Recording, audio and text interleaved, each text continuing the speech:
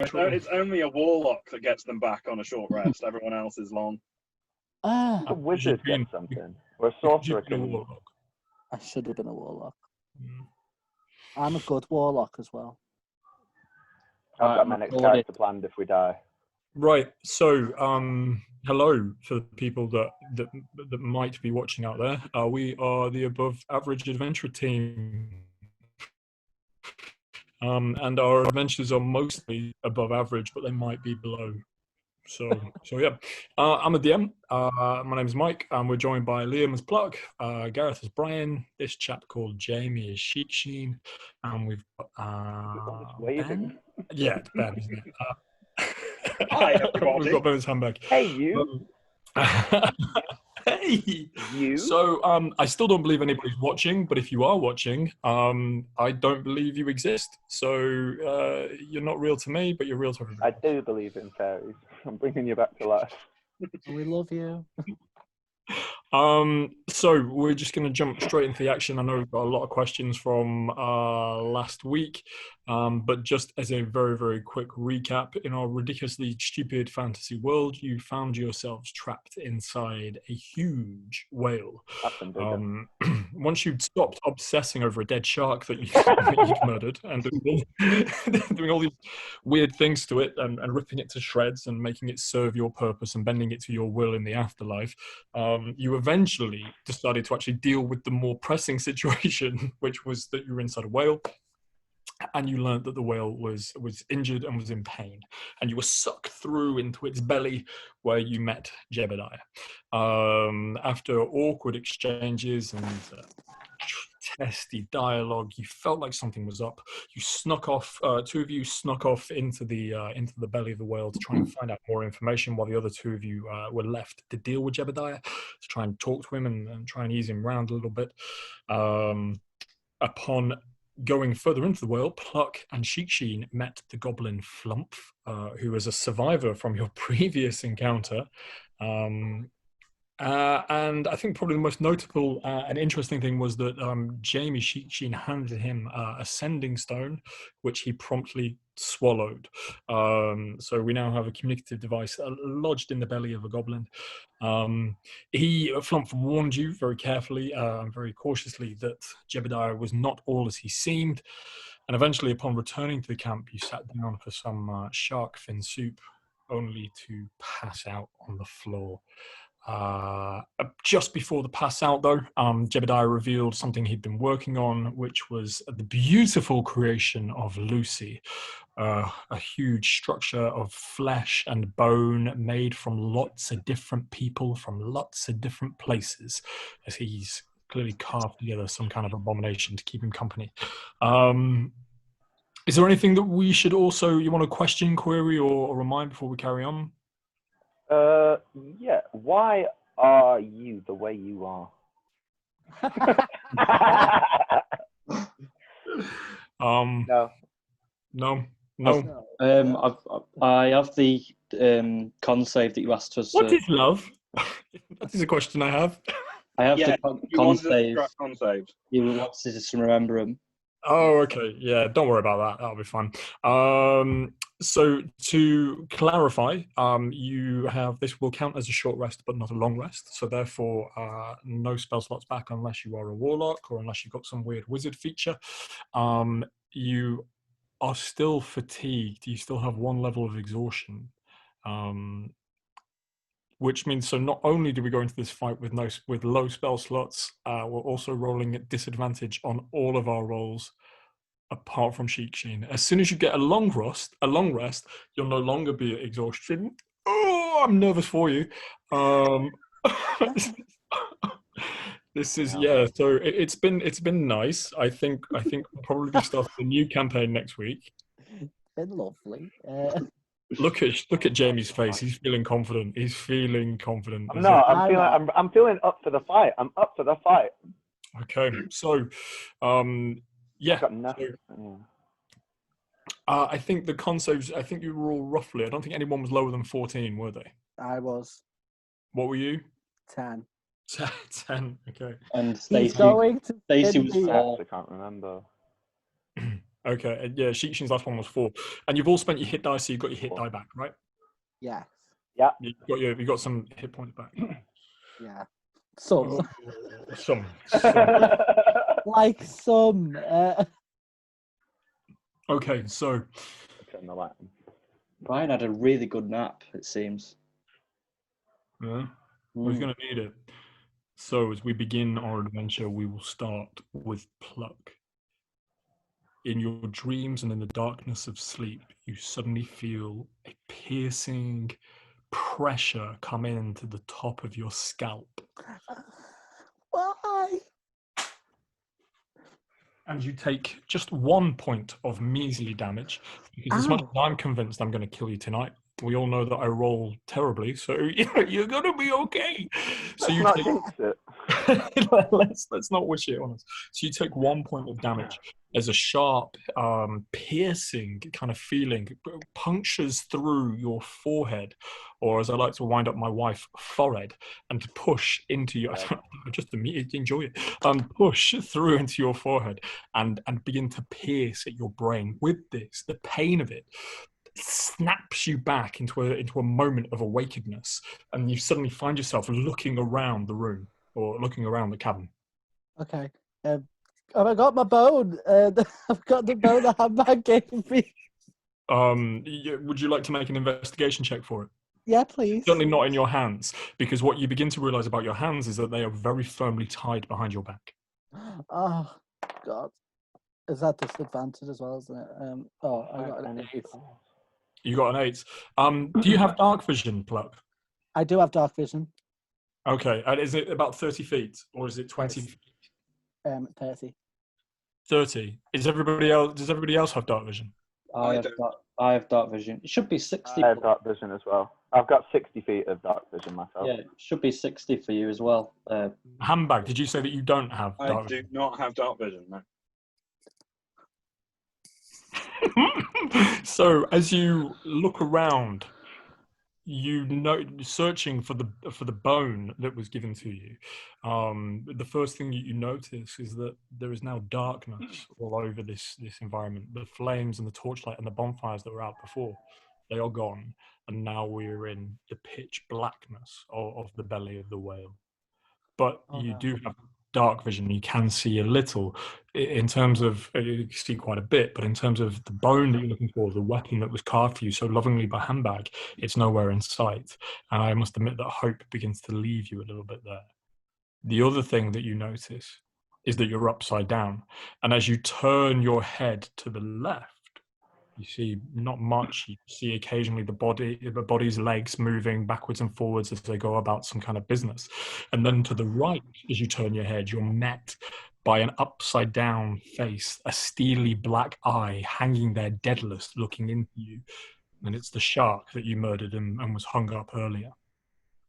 Oh, no. You feel another cold blade press against your furry forehead. As it presses in, you take again 2 points of damage this time, and your senses feel. Could you make a Constitution save for me, please, as well? At disadvantage. Yeah. 10. 10. Okay. You feel your head begins to swell where all the blood has naturally rushed to, and you can just feel it pouring, dripping slowly from the puncture holes that have been made in your forehead. It takes all your resolve to keep conscious and not pass out once again. Is there anything like in front of it? Like, what's putting the sword in my head? Where is it? Is it? There's not in front of me. Can I try and find my gang, my crew? Well, you asked quite a lot of panicky questions there, so let's try and unpick them for you.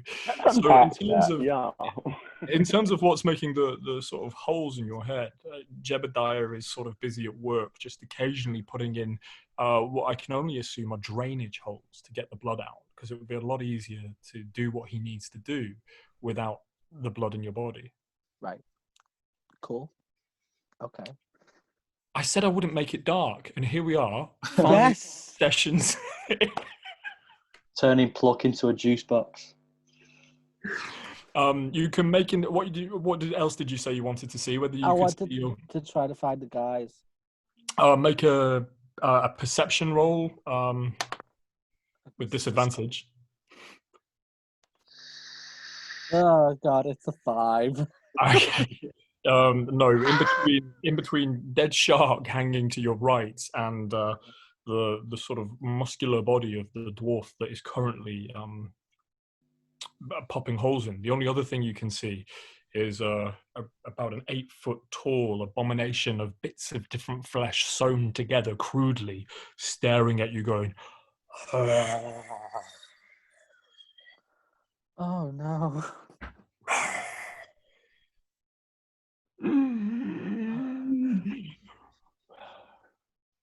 I don't want to call out or anything. I don't know what to do. Cantrips. I'm just gonna be like, Bag, where are you? Make a. Should we go for performance? Sure, or persuasion. Yeah. Let's go for persuasion. Where- With Oh, can we not disadvantage, go? Can we not go performance, please? You're performing scared. Yes, please. That's what's up, that bag. If it, either way, it should be okay. 19. Was that with disadvantage? It was. Okay. I got pretty good proficiencies. Okay. Well, I would say that handbag. That is enough to wake you. And your eyes snap into reality, only to be greeted with pitch darkness. Okay. Can I sense how I am tied up, or what I'm restrained with from feel? Would you like to make an investigation roll? Yes, I would. Use your words, Benjamin. Come on, you went through the whole education system to at least the minimum age of 21. You've got plenty of words. You've also got shapes and colours that you can use to describe how you feel. That's a disadvantage. So that is a 14. 14. I should also say, just in case anyone is actually listening, you're probably at some point wondering why everyone is exhausted. It's because they haven't eaten anything. And you're probably wondering, well, isn't Handbag a druid? Well, I asked him not to take Goodberry. And for the first time in Ben's life, in terms of our friendship, he actually listened to me. So that's why the party is struggling. Thank you, Ben, for listening. So 14. Your hands are tied around your back. The knots are pretty strong. Your legs are bound together as well. And then there is another rope wrapping itself around arms and the body. So hands, body and arms and legs. It's pretty good. I only have one hand. Okay, well, one hand then. I'm just trying to back out how that works. So that one hand is like half a. Thank you. That one hand is like half a coffin. So it's Right. Okay. No, that I can work with. I wish I'd not noticed. I mean, unfortunately, he would have noticed the missing hand. Yes. He tied them together. Tied it to nothing. Oh, look at the hand. Am I able to like check it? Am I able to like try and claw at the rope with one of my claws that are tied behind? You would have been, but instead you sort of flailed around, panicking, and then shouted. Oh, so I've missed out now. You were first in the situation. It's scary. And Sheen and Brian will come to you in a second, but I would say that shout it would be enough to wake you two as well. Handbag. Okay. I'm going to attempt something, and I don't think it will work. Yeah. I'm going to try and change form. I hoped you would. No. Okay, that's fine. Said it now. Out in the ether. Change form. Yes, I'm going to try and change form in back into the giant octopus. Octopus Is the plan? to the rescue. Okay, so Are you not on land? Yes. Don't you mean Yes. Don't you Don't mean worry. hectagus? Hectagus, because you've only got. Like, Ignore me. This needs to happen. I know without- I'm on land. Don't worry.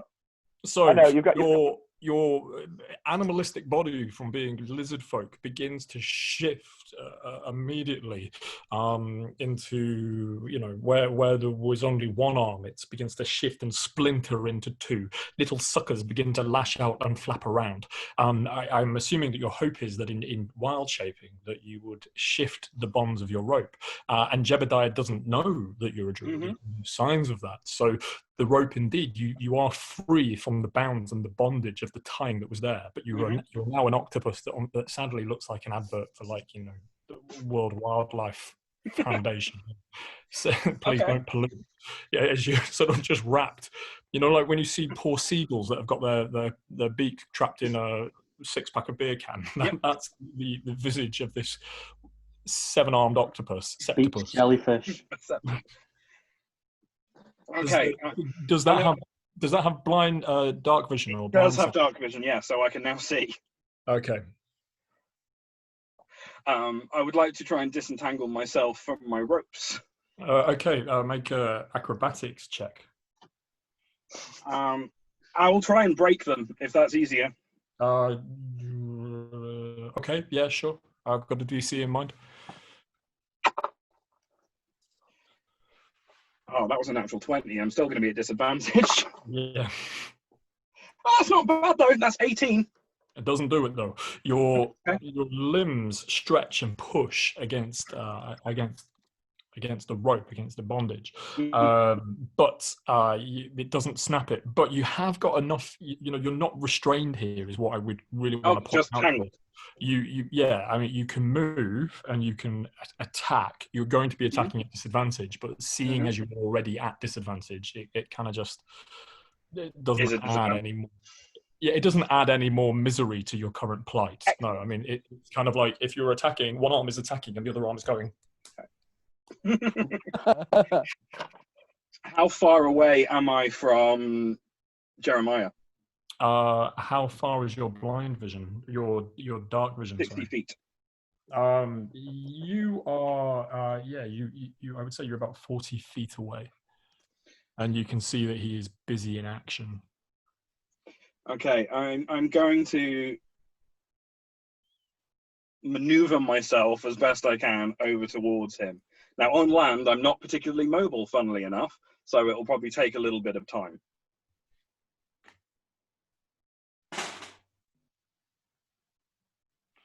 Okay. 1 second. Ooh. Okay. Right, we will jump to Brian and Sheiksheen. Yeah, you go first, because I was lower than you, I think, with the con save. Right. If my eyes are open, what can I see around me? I have 60 feet of dark vision. So it's quite difficult for you because what you find yourself facing is mostly whale. It's like you've been put against the walling or the cavity of one side. So in terms of what you're looking at the moment, you find yourself on your side, bound in a similar way that Handbag was, but you are looking at wall of the cave. Oh, so I'm on the ground. I'm not hanging from anything. No, you're on the ground. You would need to roll over if you wanted to see anything. I would like to roll onto my side so that my back is facing the whale's wall, but very stealthily if I can. Sure, make an athletics roll, please. Athletics or acrobatics? You can try acrobatics. The DC will be higher. Oh, you bugger. I got athletics. 16, 15 plus 1. Okay, so you it takes a bit of maneuvering. You do want to do it as stealthily as possible. So you bring your bound legs up to your chest as much as you can, and then push with your feet against the cavity of the wall and begin to rotate and roll over. As you do, Brian, you find yourself strapped to something, and as the thing strapped to your back begins to rotate, you find your face go splash down into the floor of the cavity of the wall, because essentially Sheet is strapped to you, and in him turning over, he's rolling over you and turning you over at the same time. So if you were asleep, you suddenly wake up at this sort of as you hit floor, and then find yourself looking at the same thing that Sheet was looking at. But a bit further away. No, exactly. I mean, you're pretty much tied to each other. So if he rolls over, you see what he saw, and yeah. Okay. Do you think I could be aware enough to know that I was like, wow, I've just come over an obstacle? That's sort of Brian. That's Brian shaped. Yeah, I think you would now, and hopefully Brian might say something. Yeah, I would have made a noise or a grunt or something as you did that. And I'd be like, shh, shh, shh. Brian, is that you, Brian? Yeah, it is, yeah. We appear to be bound together. Hang on. And then can I just have a look what I can see now? I've turned my back away from the wall, hopefully looking inwards on the cavern.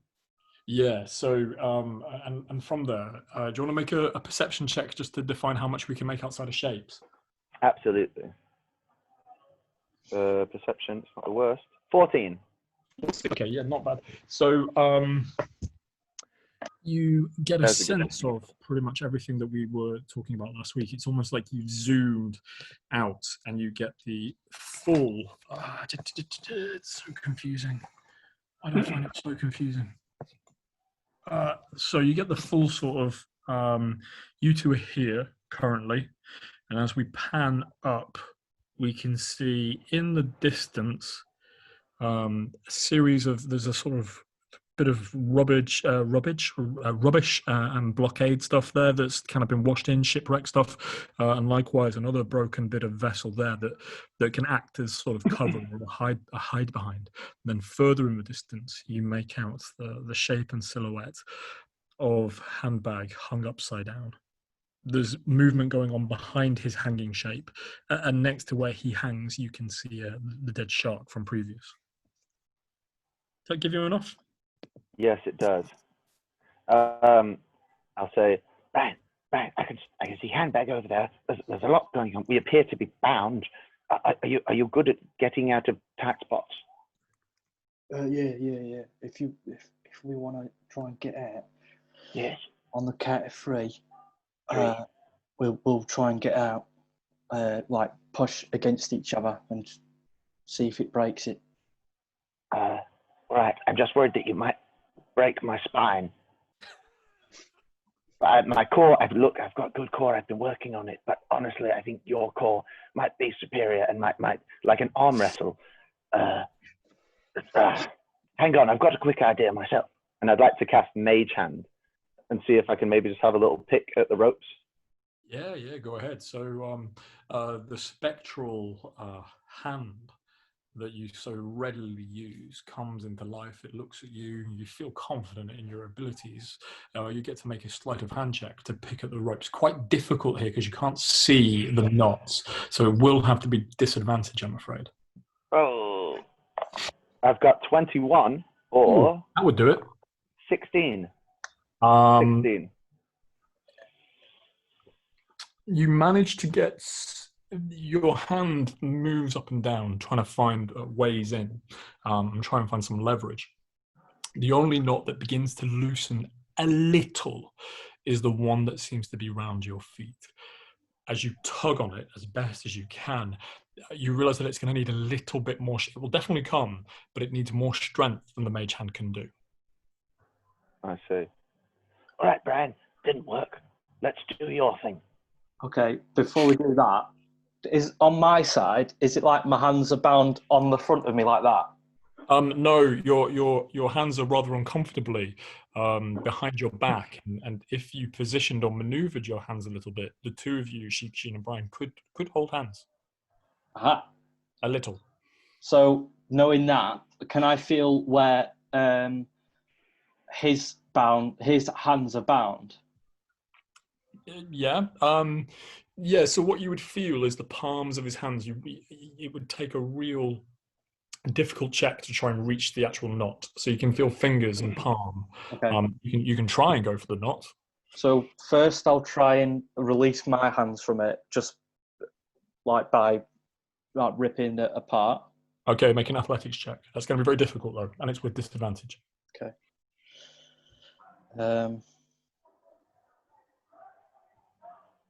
Okay, so that's 14 plus 8. That's with disadvantage. Yeah, I got a 15 and a 14. Okay. I mean, look, they loosen a little. There's a little bit of slack, but we're talking like a couple of centimeters, maybe an inch at most. They're certainly not going to snap. So you get the sense that he's done this to make sure that you can't just get out and ambush him. He's not a tit. yeah. Well, I knew it was going to be more like. No, yeah. Because that was a high roll. I mean, 14 plus 8 is like 22. So, you know, I set the DC as like 24 in my head, and I'm alarmed that you that you were able to get quite close to that. I've got an athletics of 8. So Go on, Brian.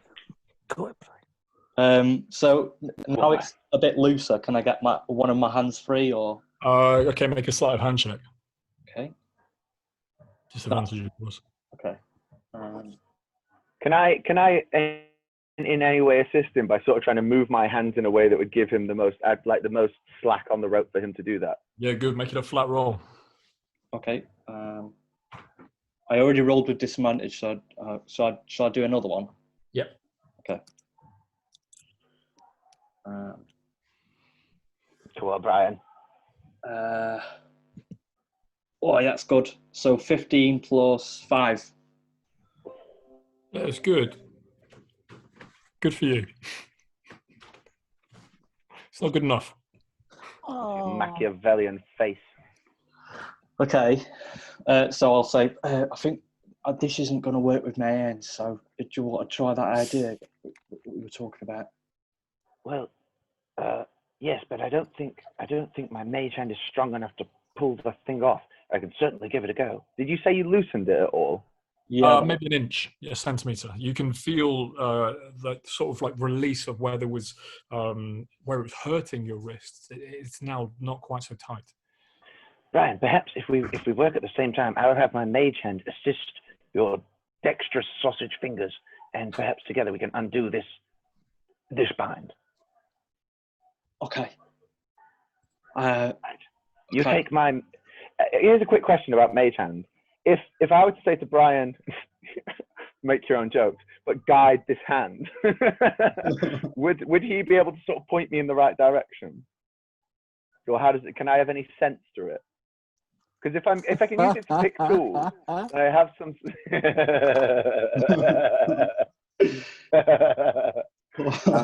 Down a bit. Yeah, that's it. Now really work it. You've really got to work the knot to loosen it up. Anyway. Show me how you want to guide him. Me? No, Jamie.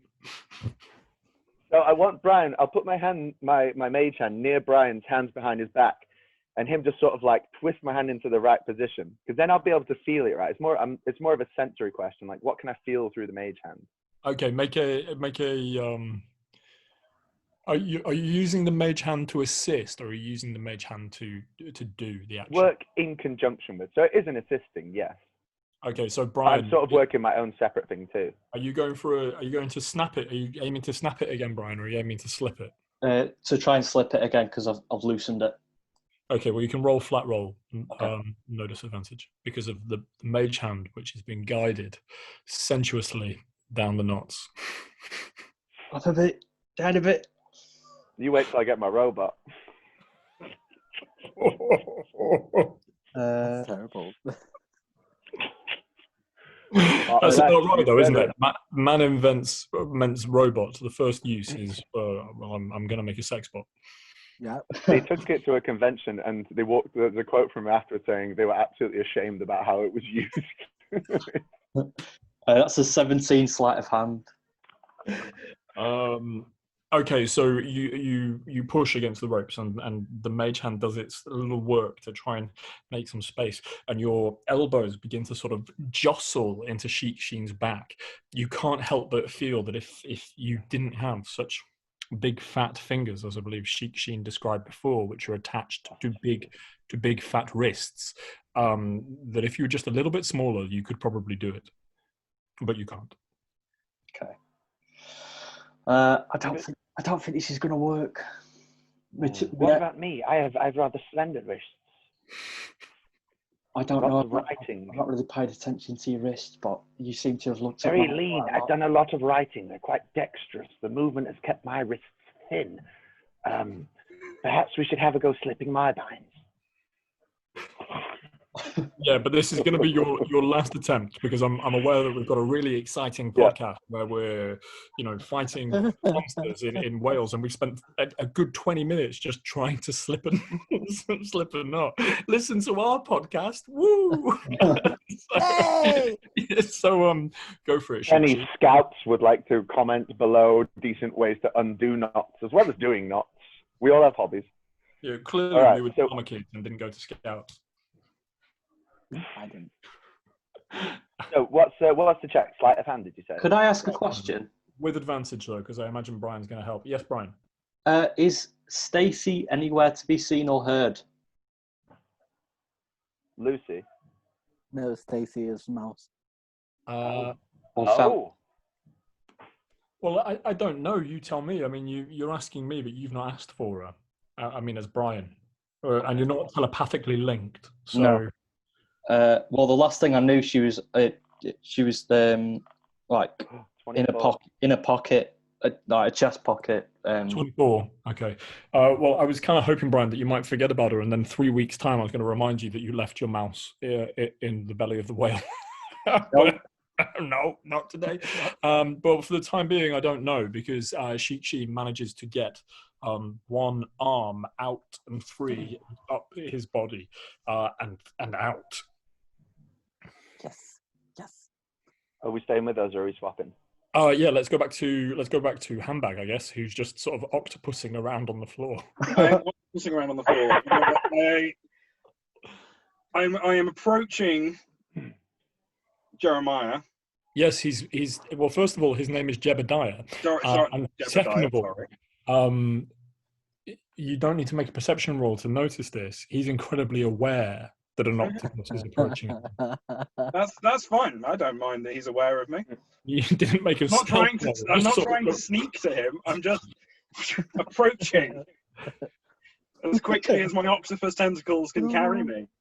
So you're not going to look for the rest of your team. You're not going to do that. You're going to approach the enemy directly. Is that right? In response to being woken by a shout, yes, I am. Okay. Roll initiative, Handbag. And we come to it at last. The great battle for our time. And that is a 13. Okay, we'll have a couple of rounds of combat then, and then we'll see where we're at. Okay. Yep. Pluck, do you want to roll initiative as well? Do you guys want to roll initiative as well? We'll do the whole thing in initiative. No? I guess that's not a bad way to do it, really. Yeah. I just thought because we're not in combat and don't know what's going on, I didn't think we. Oh, natural 20.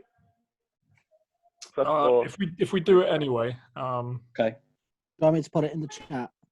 Please. Handbag, what did you get? I got That is very poor. 13. So, 13, bear with me. No, sorry, 14.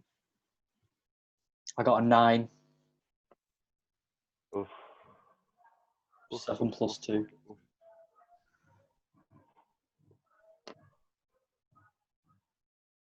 Not very good. There we go. Sheik Sheen, Plug, Handbag, then Brian. Okay, cool. So Sheik Sheen, top of the round, you're first. All right. So I've got one arm free of my my bindings. Can I? My backpack's nowhere near me, is it? Probably. You can certainly look. Well, can I have a free action to go to Brian? Brian, do you have anything sharp on you that I can reach? Anything sharp at all? I can't. You can try and feel for my dagger. Should have been on my waist somewhere. Right. Okay, good. Right, that's what I'd like to do. I'd like to try and locate the dagger hidden somewhere on his leg. Well, I will save you the trouble of bad rolls. You feel him up with delight and No, glee. that's not it. That's not it.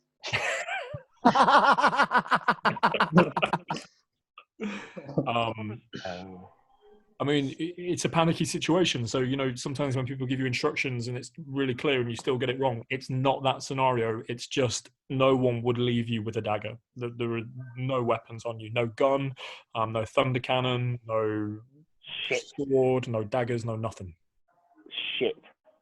That's probably my action. I mean, I'll let you do anything. I'll let you try other stuff. All right. Is it?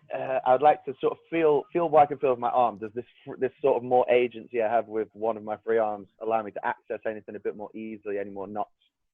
Oh yeah. You can easily make a sleight of hand check if you want to try and undo some knots. By all means. Yeah, I want to get to business. Oh, that's 8, which actually is a natural 1. So. Yeah, no, that's natural 1 plus 7. Absolutely nothing. If anything, you begin to pull. You find a loose bit of rope, kind of the end of the knot, and pull on it. And actually, unfortunately, it has the adverse effect. It actually makes it tighter. Oh, shit. I go, Brian, I made it worse. I made it worse. Shit.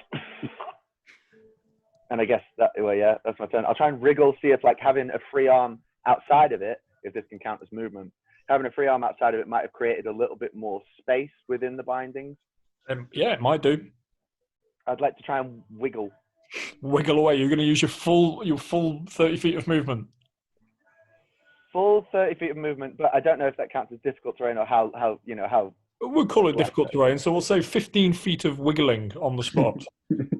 Wiggling on the spot. I cast wiggle at 7th level. Okie dokie. And that will end your turn, yes? Yes. Okay. So it's Jebediah's turn. Looking at the octopus slinking towards him. He's just gonna position himself in between the shark and Pluck. He steps back and he fiddles with a couple of items behind him, and he arms himself. And that is Jebediah's go. Pluck, your turn. So, Jebediah is near me, and there's some items behind him. Can I see those items? You would have to do a acrobatics to try and turn. You're currently hanging the other way, so you can see a giant octopus, well, not a giant octopus, but a large octopus, kind of slithering its way towards you. Oh my god! I have an octopus Lego. I'll be back in a second. Most adorable DM of the week. Guys, I'm gonna die. And I've run out of cigarettes. This is a very stressful time. Oh no. So you see this octopus go. Oh. It crawls along the ground in front of you, towards you. Yes, anything else? I can see the shark next to me. Yes. Are my hands bound like that, and they're just out, or They bound are like behind that? you. Your hands are behind me. Oh, joke. Oh my god. Okay, quick. I'm gonna rush you. I'm gonna. I can recognize the octopus, can't I? Because I've seen handbag in octopus form before. Yeah, yours take 3 points of damage, bleeding damage. Okay. So what I'm going to do is I'm going to just be like, handbag, you wonderful idiot! Hurry up and get me down from here, you fabulous beast! And then I'm going to give him a bardic inspiration die. So that's a D8 that he's got. Okay, so you're gonna inspire a random octopus. Wonderful. Yeah, that's love for you. Okay, next the initiative order is in fact Handbag the Octopus. Okay. What I'm going to do is, and I don't know how this will work because you're supposed to do this in water, is I'm going to fire ink at Jebediah in an attempt to blind him temporarily. I ejaculate at Jebediah. Basically that. It's a very kinky session tonight. And Okay. I'm dying. I don't Which appreciate is the it. technical term of it, but go on. Okay, roll with disadvantage, please. Yep. Well, the first one was a natural 20 again. I'm not liking this. The second one is a 17. Okay, and also he is behind natural cover. He's three quarters covered because he's like stood in, behind essentially Handbag. So your inky mass fires and spurts from outside of you, and just all into the lovely fur of Pluck. And you hear a roar and groan from Lucy as she looks at her lovely matted fur that was about to be her hair take damage and ruin. Anything else you'd like to do, Handbag? What any other fluids you'd like to get out? Not currently. I can only do that once as well. Takes me a while. Need a short rest. What is wrong with us? That is brilliant.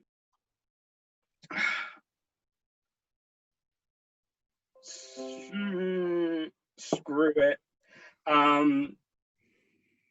Octopus isn't working anymore, so I'm going to drop the octopus form and go back to being a lizard now that I'm down on the floor.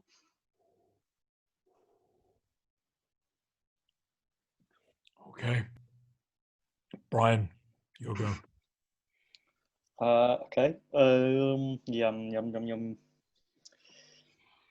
So Sheiksin has a hand free. I will hold a help action to hopefully help them aid in getting the knots free and stuff. Sure. Okay. Anything else you'd like to do? Would I be able to because Stacey would have been in my top pocket sleeping. Yeah. Can I check if Stacey's there? She's not here, no.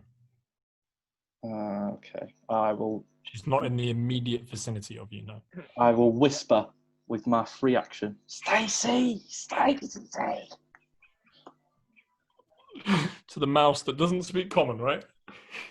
I've known her for a while. She knows her name. My name is Sheik. Where Sheik? It's not what? It's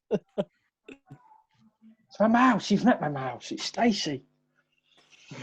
So Ben, it's the Lucy, the golem, enraged by the octopus that has turned into you, comes shambling over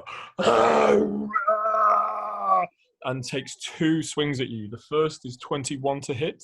Yeah, that hits. And the second is a non-natural 20. Okay, yeah, that hits too. As both of her arms come slamming into you with aggression and anger. That was such a mistake. And purpose. I've never killed you so quickly. How many sessions is it now? How many characters is that? We're in this is our 6th.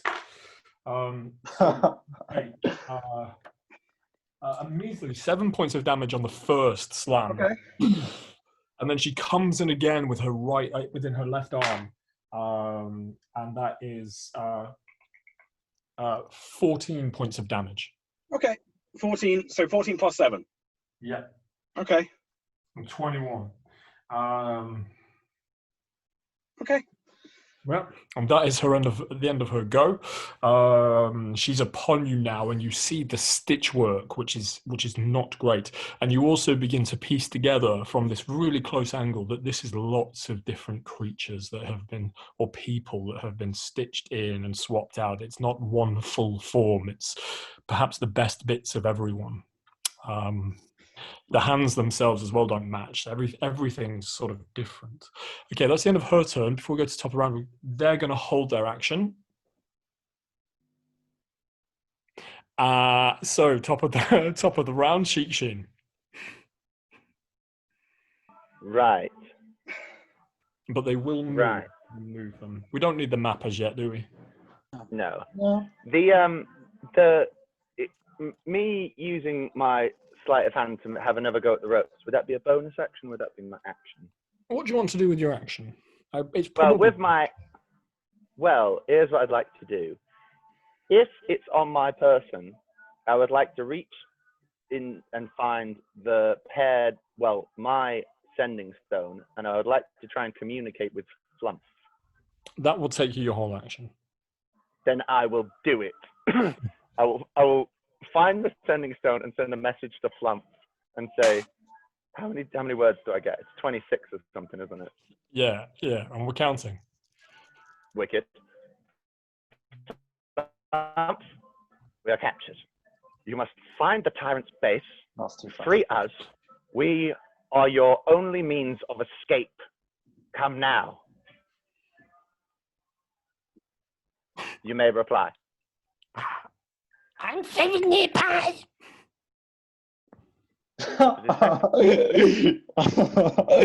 What did he say? I'm very nearby.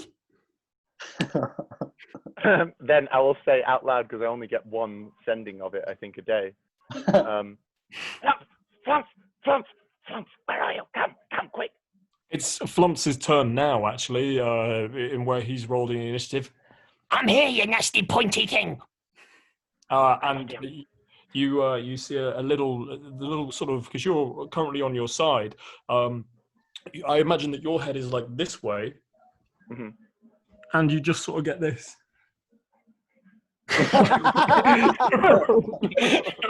Perfectly close, and as you bang back, you sort of collide heads with Brian, and he begins to make work of the ropes. And that's what he'll use his action to do.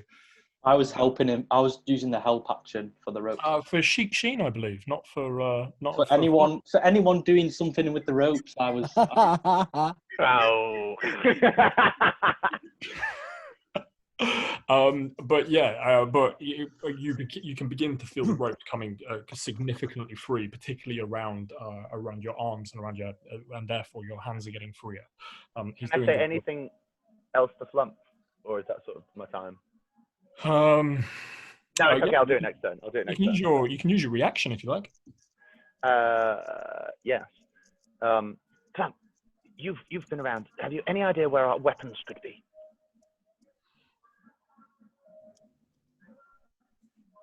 You'll have to wait for his turn. That ends my turn. Unless my wiggling can help in any way. You continue to wiggle. I will cast wiggle again, yes.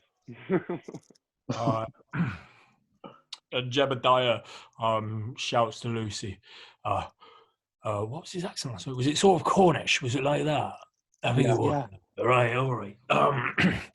Looks like we'll be having octopus, lizard for soup as well. And he takes out his harpoon gun that he had on his side and fires a single shot that flies through the gap between Pluck and the dead shark.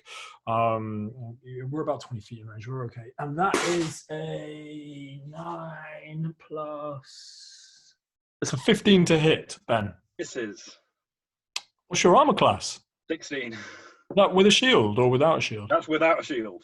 Okay, cool. All right. So, would he have not had 3/4 cover as well? Because he did for the other. Ink. Yeah, for receiving damage, but not for firing out. Okay. So the harpoon comes flying out, hits the ground, and then quickly reels back in. And then he kind of puts himself almost fully behind Pluck. He's using Pluck and Pluck's swinging body as something to Meat shield. hide completely. Yeah, meat shield indeed. Next thing to go is Pluck. It's your go. So am I looking at Jebediah or can I see Lucy? Because I saw handbag, so I'm assuming I can see You Lucy. can see Lucy hitting into Handbag's now full lizard body form. Right, And you can feel the hands of the dwarven Jebediah, the strength of his knuckles kind of gripping into your kind of waist as he positions you in a way that would keep him covered. Okay.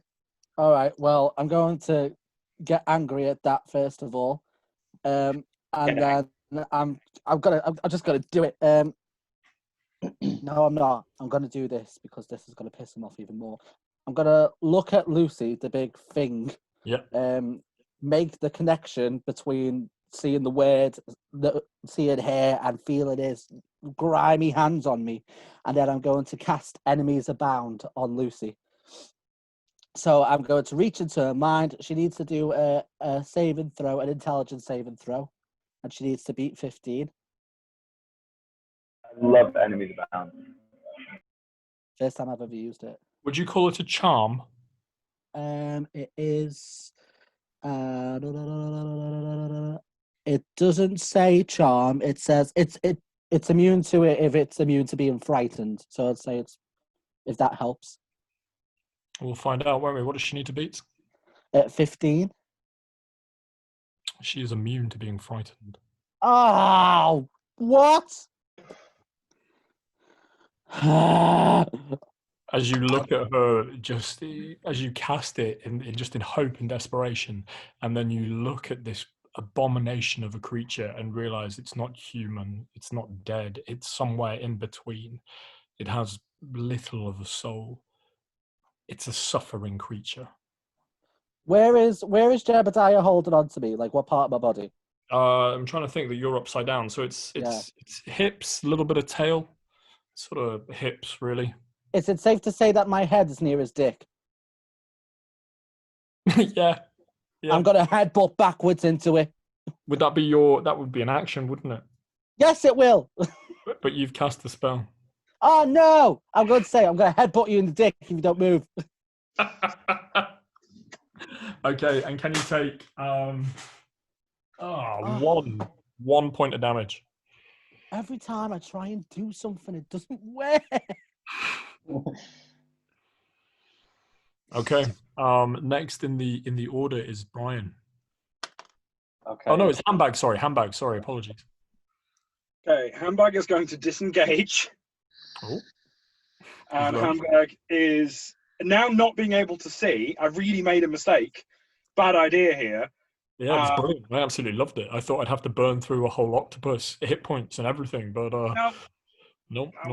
I made a mistake. So I'm going to disengage and run in the direction of where Pluck is, but not being able to see. It's probably going to be off on an angle slightly.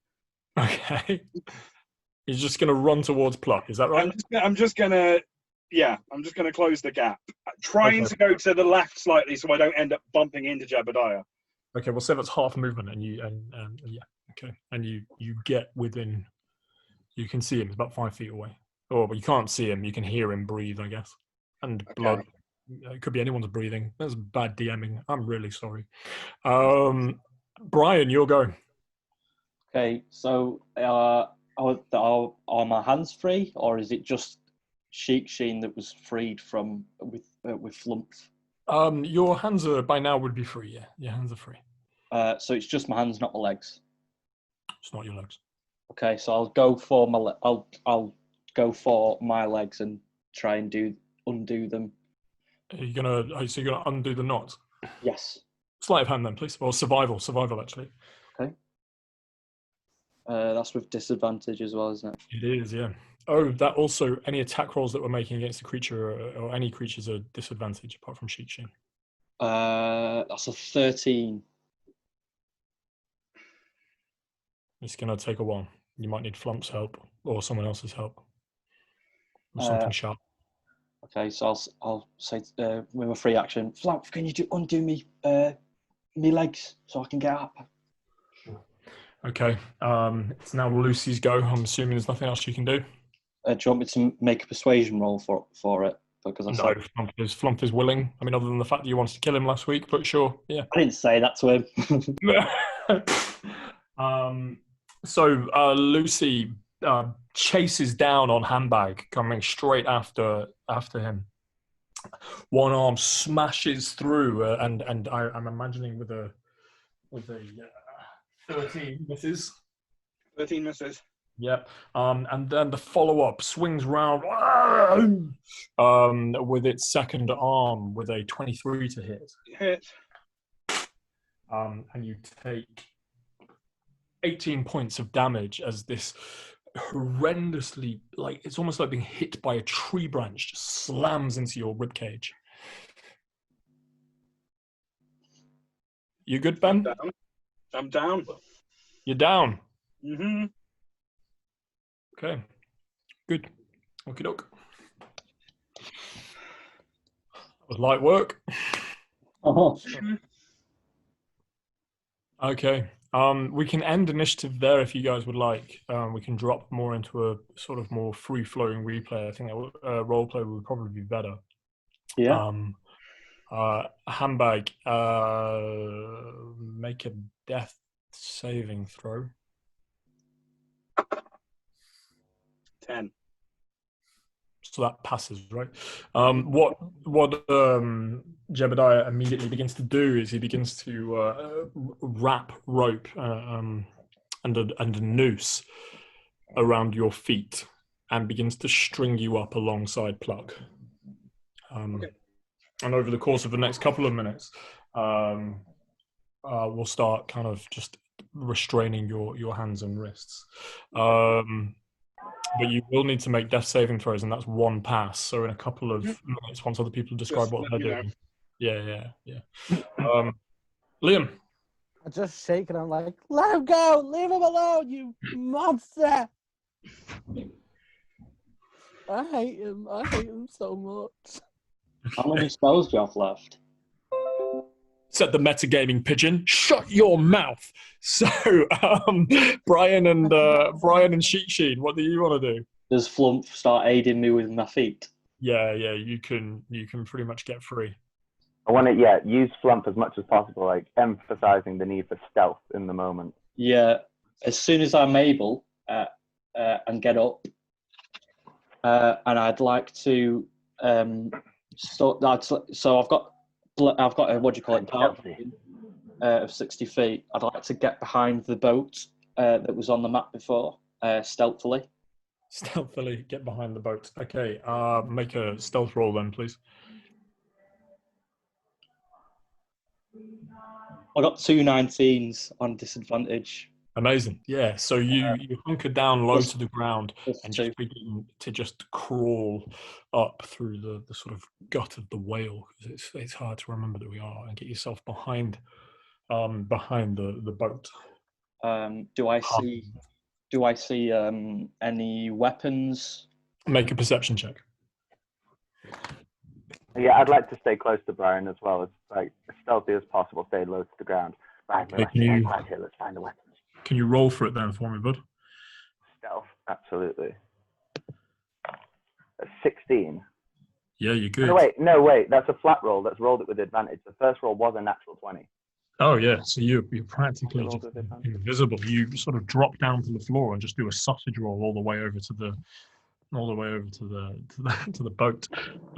Perception check was 13 plus 5. So you find yourselves with Flump. Where is he? There he is. You find yourselves with Flump, kind of just hunkering behind, or hunkering is the word of the night, just sort of crouching down behind the boat itself. You wanted to look for weapons, did you, Brian? Yes, 13 plus 5. Okay, 18. Well, the first weapons you see is that Flump is holding a dagger, and he has a spear kind of strapped to his back, so he does have weaponry. And then what you can, I don't know if you can see that here. So you've got the octopus is no longer on the map. Sort of jutting across, there's a crate here. Yeah.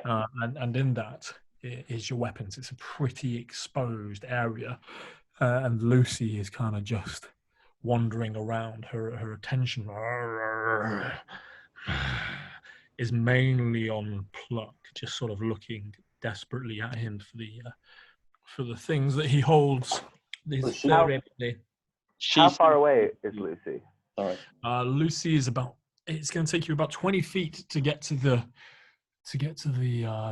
box where your weapons and things are currently located, which you can probably make out is roughly where the fire was, with the campfire that you sat around. Lucy is about 8 feet away. Cool. And Jebediah, what's going on with him? Jebediah is still working away, or he's currently stringing up Handbag on the makeshift gallows that you have in place. All right. And which is Lucy looking towards us or away from us? She's currently looking towards the gallows. She's looking at Pluck. So you do have an opportunity there. Can I say something to Jebediah? Yeah. So, seeing what he's doing with Handbag, I'm going to say, Jebediah, were you such a shit captain that you had to make your own crew out of some dead people after you crashed the ship? You were an awful captain. Tell him. You can say what you want to me, but you've no idea what it's like to be trapped down here by yourself. And a spit in his face. Make an attack roll, because, I mean, you are upside down.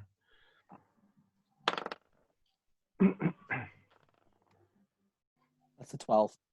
It's a 12. Yeah, I mean, the phlegm comes out, and it gets towards his sort of chest, but doesn't quite get to the face. Yeah, my dear. You know, we're not really too different, you and I.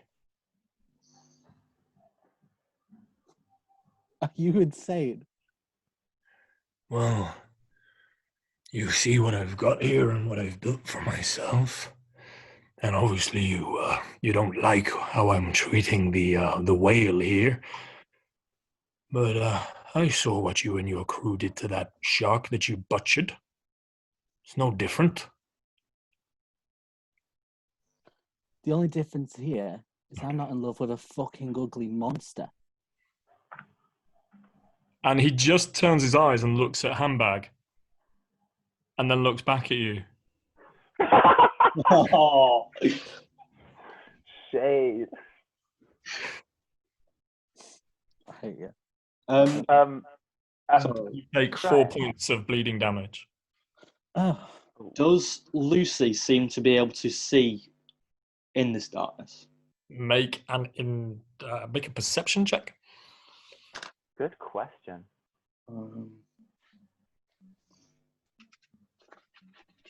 Natural 1. Oh, bummer.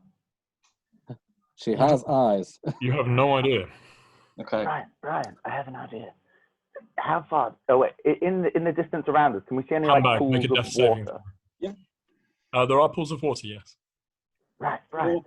Perhaps you could throw a stone very far away so they'll look away. We dash to the crate, get our shit, and get this thing on the road. Yeah. Okay. I also have mage hand. I can reach for things from this cover, but the hand will be visible. Yeah, I don't think you can pick up that crate or my weapon. It's too big for it, I think. Then a distraction. Yeah. So I could sneak for it. would you be able to carry that though? Okay, what? I'm speaking to Flumps. Would you be able to carry that crate, or do you? Sorry, Flump.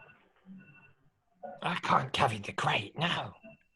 Perhaps you can deliver the weapons to our comrade Pluck up there. Maybe cut him free too. It's worth it. We'll all get out of here together, Flump. I can't cut him out. He's surrounded. Flump. Well, yes, we're going to distract them. It's going to be great. I do like the furry one. Well, it's lovely. He really likes you too, you know, he did say. Okay. And he's part of your crew. Are we crew? No. You know what? If we get out of this slump, you're part of the crew. Promise. You're coming with us. You're coming with us, buddy. Promise. Wherever I go, I promise. Wherever I go, you go, Flumpy. Make the fat one promise. Promise, fat one. I'll look behind me. Don't be shy. Don't be shy. And Flump is like laughing now. Silly fat one. Silly fat one. Flump, shush, shush, shush. His name's Brian. No, my name's Flump. I will. Is there a rock or some rubble that I can see? That I can grab and throw. Sadly not, because we're not in a cave. We are in a whale's belly. What have we got? Yeah, I would, like if there's debris or like bits of wood that have been. You could make a snap splash. off a piece of boat that you're hiding behind. Ben, did you say it was a fail or a success? It was a fail. There's 1 pass, 1 fail. Okay, so Pluck, as you dangling there upside down, struggling to maintain consciousness yourself, Handbag is looking ropier than, I mean, he's already unconscious, but he's beginning to turn pale. Sheik Sheen, Brian, what were you saying? I'm going to hand him my sending stone and pass it to him and say, throw this. All right, I'll throw that. I hope we can find it after, because God knows who could find it. It could get weird. So keep an eye on where it goes. Oh my God, you're going to use your sending stone. Oh my God. Right, okay. Okay. Okay, where do you want to throw it, Brian? So, is there like, do you know was it a cauldron or something that he was cooking with? There was a pot, yeah. It's, if you were to look for it, it's not there now. Okay. Is there anything metal? Far away if you can. Make an investigation check with disadvantage.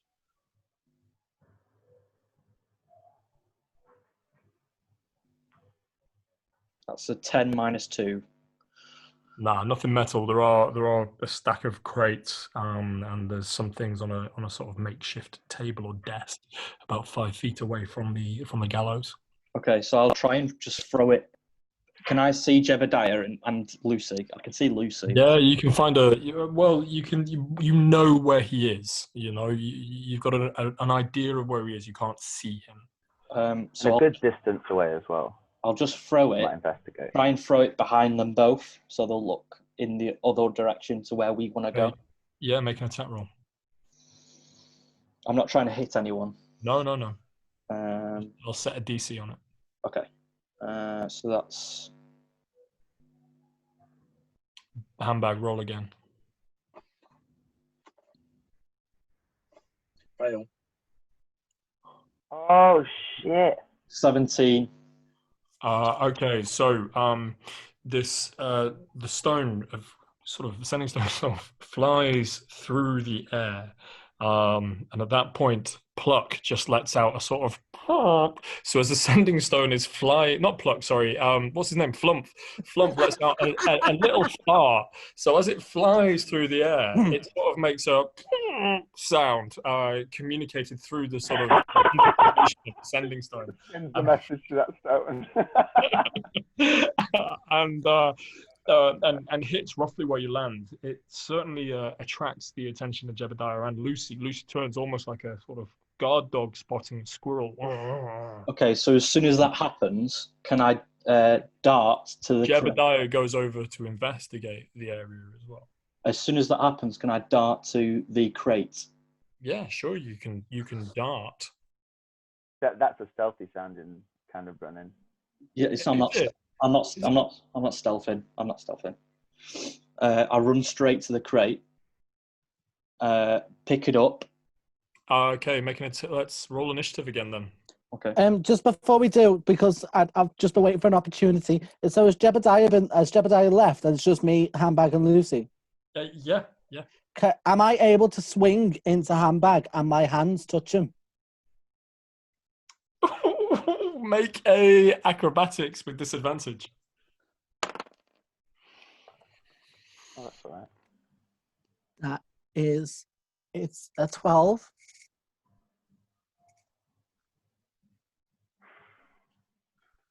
I'll roll a d20, and if you rolled higher than what I roll, then we'll say it works, okay? Okay. I rolled a 16. So your body swings backwards and forwards, and you just can't quite get the reach that you need. In that case, as a sort of bonus action kind of thing, I'm going to cast a healing word at a 2nd level on Handbag. About time. So, I'm always curious on these things. Handbag, can you roll one more saving throw for me, please? Yeah. That would have been a pass. Okay, all right. Not So, today, not yet. Not yet today. There's I time. like this. Handbag, you get 7 points. Oh, thank you very much. Okay, let's If that could have been a cure wounds, that would have been absolutely lovely and romantic in every way. It was a beautiful image. I mean, I wish you had a better DM that could paint words beautifully. But the idea of you on the gallows upside down, swinging backwards and forwards, just trying to reach with every single moment, stretching out your fingers as far as they would, and the magical energy sort of pouring from them but can't quite reach. Crying. I'm also crying. That's a It just melted a bit. that's an 18 for initiative for me. Also an 18 for me. Oh, you're rolling high. I'm got high dex. I'm assuming you've got higher dex than me. I've got +2.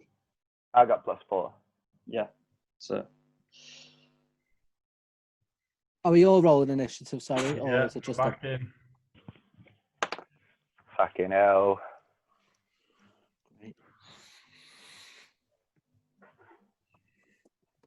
Okay, top of the round is Shikshin. All right. So where were we up to with that crate then? So I think Brian's just gone for it. He's gone for it, yeah. Flump was going to go as per instructed, I think, or he's going to go make his way to. What did you want Flump to do? You wanted Flump to go and untie them? To take the weapons that belong to Handbag and Pluck, take them to them. Okay, cool. And then for my action, I'd like to stay behind cover and use Mage Hand for it to reach into the crate and grab my gun, bring it back to me. Okay, how heavy is your gun? Because Mage Hand can only carry, I think, 30 pounds. I think it's 10 pounds that it can carry, but it says weight 0 pounds in the description, which can't be right. It's made of air. Yeah, okay. Make a flat dexterity check. Flat dexterity check. Oh, 10. Yeah, okay. So the hand is in there sort of sifting through, but it's almost like when you're trying to find that one singular Lego piece in a box full of Lego. And there's not really much else we can do.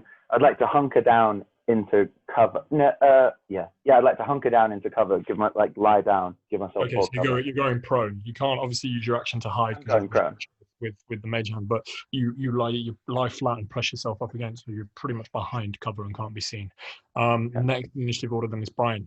Let's quick with our turns. Okay. Do I get to the crate then? Yeah. So you're going to use your full range of movement to get the crate, and in so doing, I'll get 40 feet. Pardon? I have 40 feet of movement. Okay, so that's taken about 20 feet. So you've got 20 left, but you have Lucy has noticed you. Okay, so she's not in melee range, is she? You'd have to double back to yourself in order to get her. Well, I was just going to get the crate and go back to where we were and give Shikshin his weapon. So I was just going to pick up the crate and then. Okay, what's your armor class? 15. Okay, so on the way to the crates, she doesn't see you. On the way back from the crate, she does, and one of her arms comes slamming in for a full-on sort of punch, and you take 9 points of damage. Okay. My free action, I'll say, "You're fucking hell. You're a fucking monster, aren't you?" It's about all you get back, but she's used her reaction. It is now. Why not? It's now. Oh, go on. So I got back to where we were. Yep. Can I pick up my weapon? You use your bonus action to pick that up, yeah? And that's my turn. Okay, it's now her go. She gives chase and is bearing down on you. The first one is a 10 to hit, and I imagine that misses. Her arm slammed into the boat. and that takes quite substantial bits of damage. It just sort of splinters and cracks under the weight of her first fist. Second one is a 25 to hit, and you take 8 points of damage. Okay. As she slams into you, you feel that there is way more power in her arms than is actually coming out yet with these hits. It's abnormal, its strength. Next in the order then is Jebediah, who is currently unaware of what's going on. He's going to spend his turn looking for the source of the noise and just turn around to see Lucy kind of mid-battle. Next in the order then is a newly revived handbag. Go on, Sam. How far into being strung up have I been got? You're definitely upside down. You're Yep. definitely swinging. So your legs are tied and your hands are behind your back. That's about as far as we've got. Oh no, you haven't got hands. You've only got one hand. So I've only got a hand. you're just So the dangling. hand is landing free. Yeah. Okay. Such a strange little advantage in a situation. It really is. D&D. One hand's coming in really handy. D&D. Okay, I'm going to stay where I am and try and still look unconscious. I'll make a performance check. With disadvantage, of course. Of course. Are you nervous, Liam? 11. Terrified. 11. Mm-hmm. Okay, all right. No one's Anything else? looking at me at the moment. It's just What would you like to do with your bonus action? damn it! Shouldn't have done the performance check. That was a mistake. Damn it! There's nothing I can do with my bonus action. I can't do anything. I'm going to stay where I am. How many wild shapes have you got left? Just the one? Just the one. Okay, cool. Right. Next in the turn order is Plucky. Am I convinced by his performance? No. No, right, okay. No, it's almost like the ham actors stage guild to dying. Like a minute long. Yeah. I sigh. Darling, I taught you far better than that. Is it going to be Now 10 rounds of the handbag just going, oh. And I say to him, do you think you could bite my ropes? Like, do you think you could get them off? It's not my turn yet. Is my tail free? Your tail is free. Okay, cool. Can I like feel around with my tail at the top of the rope and see if there's like a knot? It's very prehensile. So your cat tail has turned into a full-on monkey tail. No, it doesn't have a hand. I'm just feeling. That's all. Neither does a monkey. Oh yeah. I'm in a very emotional place. You've played too much Pokemon. I have. One does not simply play too much Pokemon. So yeah, look, your tail brushes against things and you get the sense of knots, but you certainly can't Use it to my advantage. No. I'm going to end my turn then with just being like, handbag, can you either get me out of this rope or can you use that fire hand thing that you've got and burn off my fur? I'm hoping it will enrage that disgusting brute that is Lucy. Give me some interesting options. Question, is ink flammable? No. Oh yeah, I have ink on my face. Yeah. Oh, and by the way, handbag, that was very rude. Next in initiative order, they're going to hold their turn. Ooh. And Flump and Flump has made a used his bonus action to full-on dash towards where Pluck and Handbag are swinging down, and begins to, he makes a decision which one should he kind of cut down first, and starts to work on the hands of Flump. Pluck. So sorry that my starts beginning to untie Pluck as quickly as he possibly can, slashing at it with his dagger. That comes loose straight away. So Pluck, on your next turn, your hands are free. Can I use my reaction? Yeah. What do you want to do? I want to try and. First of all, is that sword still in my head?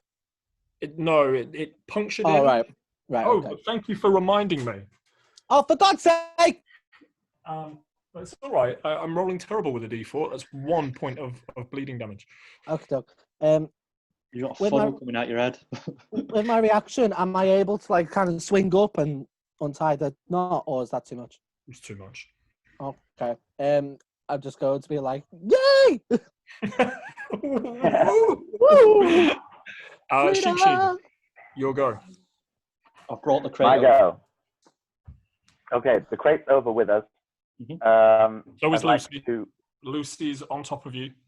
Lucy, I'd like to first of all look up at Lucy and go, "Oh my God, you're beautiful. Look at you, amazing."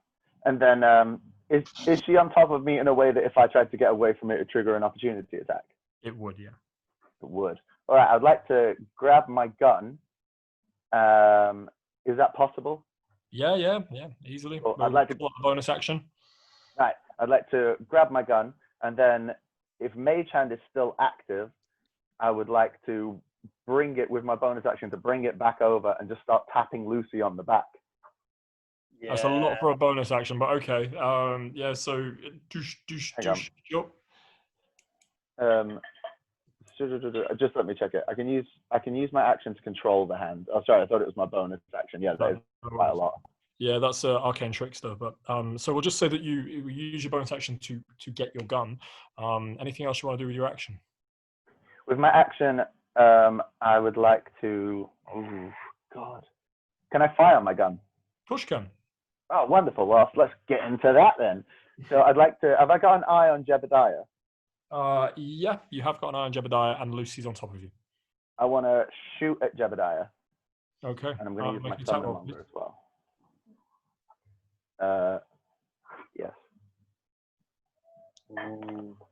That's 16. Yeah, that hits. Roll damage. Woo. Okay, damage, and I'm going to use Thundermonger as well. So that's 12 plus 10. That's 20. 22. 22. And my theory behind shooting Jebediah and not Lucy is that sound is very different.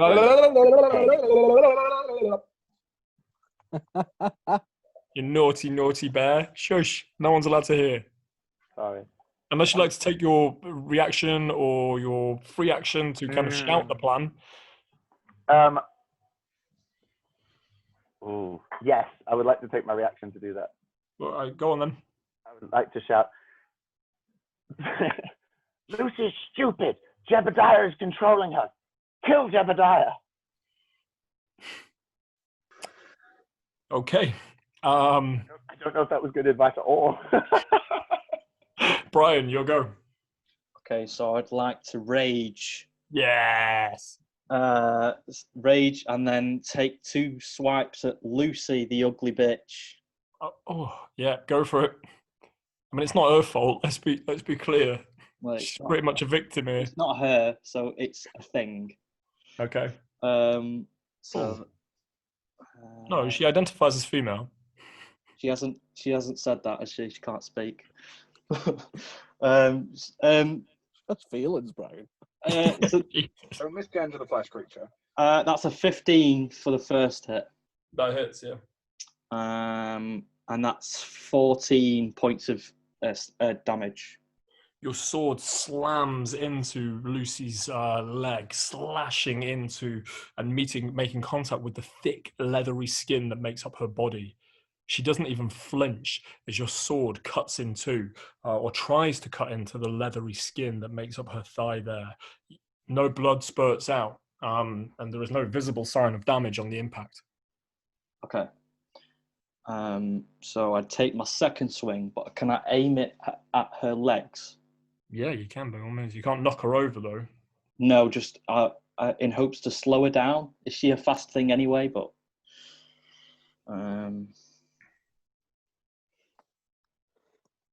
this is so horrifying. That's a 12 to hit. That hits. Oh, that's also 14 points of damage. So your sword slams in again, roughly in this exact same place into the legs. You hack at this tree trunk of a monster. The thick, leathery hide that makes up the skin is just skin on skin, absorbs the full weight of the force. And she doesn't even flinch. Okay. There's not even a groan to indicate any pain being received. With my free action, can I say, let's try fire, there's no light?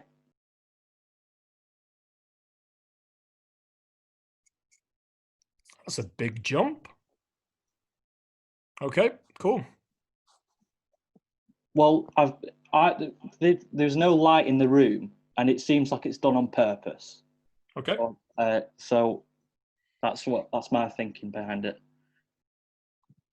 Go ahead, Brian.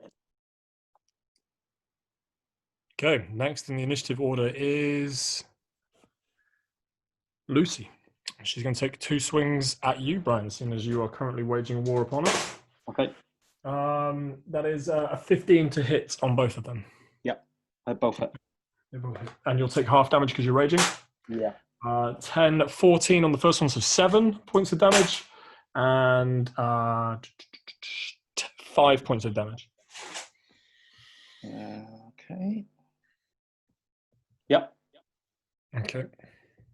Right, that's the end of her go. She slams both arms into you. It's now Jebediah's go. Seeing that you're doing battle with her, he's going to run closer, so he's roughly within 15 feet of you. It's cocked. Yep, so that is 9 plus. That's 15 to hit. Yep. Yep. And his harpoon gun comes flying out in your direction. You take 12 points of damage, so that's halved, so 6. Can you make a strength save for me, please? Yeah. Because I am raging, I have advantage, so is it flat roll? Flat roll, yeah. Okay.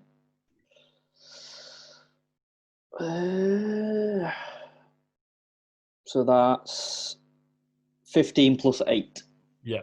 So you make it. So as the harpoon kind of slams into your chest or into your shoulder, you feel it begin to pull towards you. It can't get the traction that it needs, and it just comes flying out away. Can I use my reaction to grab it? No. No. Absolutely not. Yep, that'll end his turn. So next in the initiative order, it is Handbag. With your it's Pluck with your hands freed. Okay, I'm going to. I want to try and reach up and untie myself now that my hands are free. So like, kind of. Sure. Make a sleight of hand check, please, with disadvantage, of course, because you're still exhausted. Brian, have you been rolling with disadvantage or flat on your attack rolls because you've got a point of exhaustion? Yeah, all of them. Yeah. I got 11. Yeah, not enough. Love, get me down, please. Okay, is that the end of your go? You're going to use your bonus action to do anything? You've got all your operations. You've only used 1, I think, so far. I can see Brian and Sheik Sheen, can't I? You can. All right. See great. See what Sheik Sheen's done, and then seeing and hearing what he said. I'm gonna say, "Get the fucker between the eyes, Sheik Sheen," and then give him a bardic inspiration die. Okay, cool. Next, it's just Handbag. so everyone knows, my dice can be used in combat rolls as well because I've got that as a valor thing, so it can be added onto attack roll. Sorry. What dice is it, Liam? It's a 1d8. D8, thank you. 28 now, wicked. So it's plus. I read the order wrong as well. Handbag, you should have been before Pluck. I do apologise.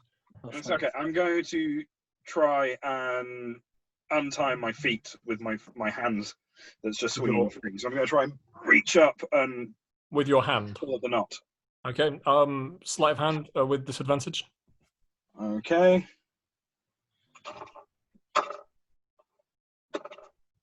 Right. So that's 10, but I'm going to use my bardic inspiration, so that's 16.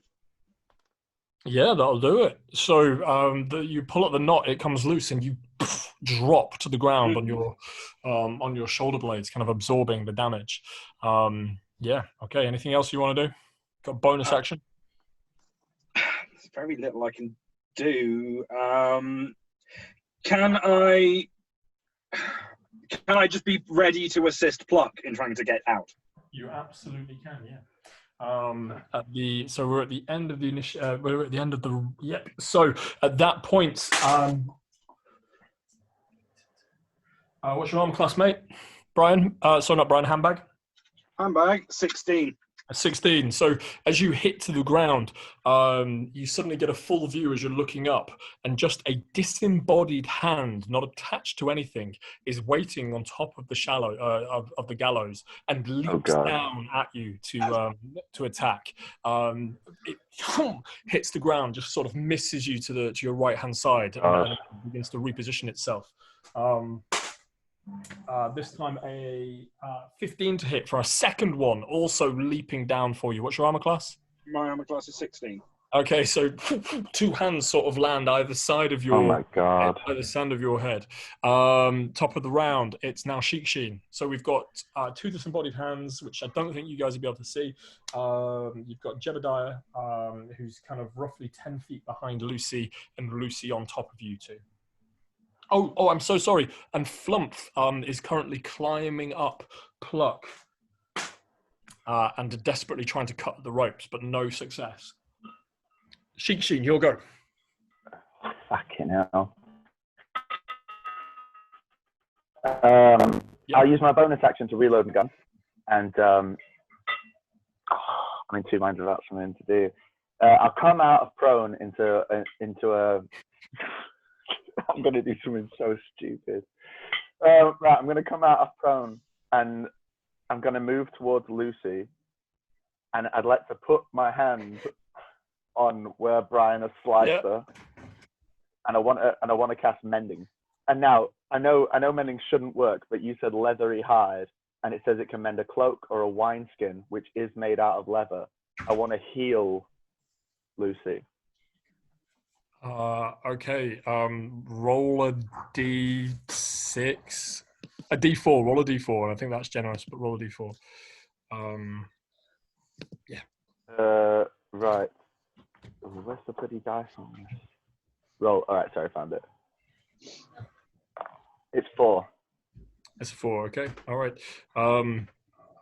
It doesn't seem to really do anything, but it does sort of patch up the cut marks that are on her already battered and tethered skin. Is there anything else that you would like to do?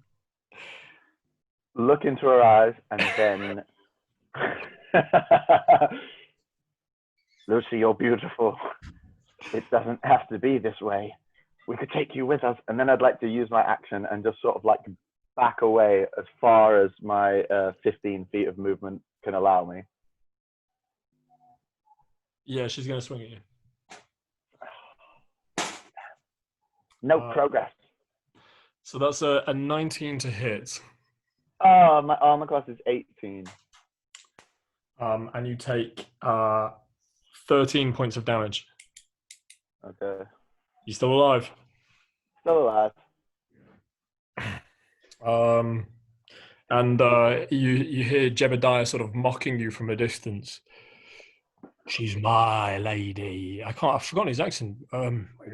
She's my lady, you dirty high elf. Make your own woman. Brian, your go, pal. Okay, so I want to try and grapple Lucy. Yeah, make an athletics check.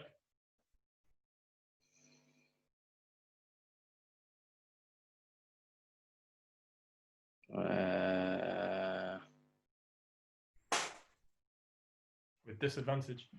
I get advantage, so it's flat roll. Okay. That's a 12 plus. What was it? Athletics. Yeah. 12 plus 8, so a non-natural 20.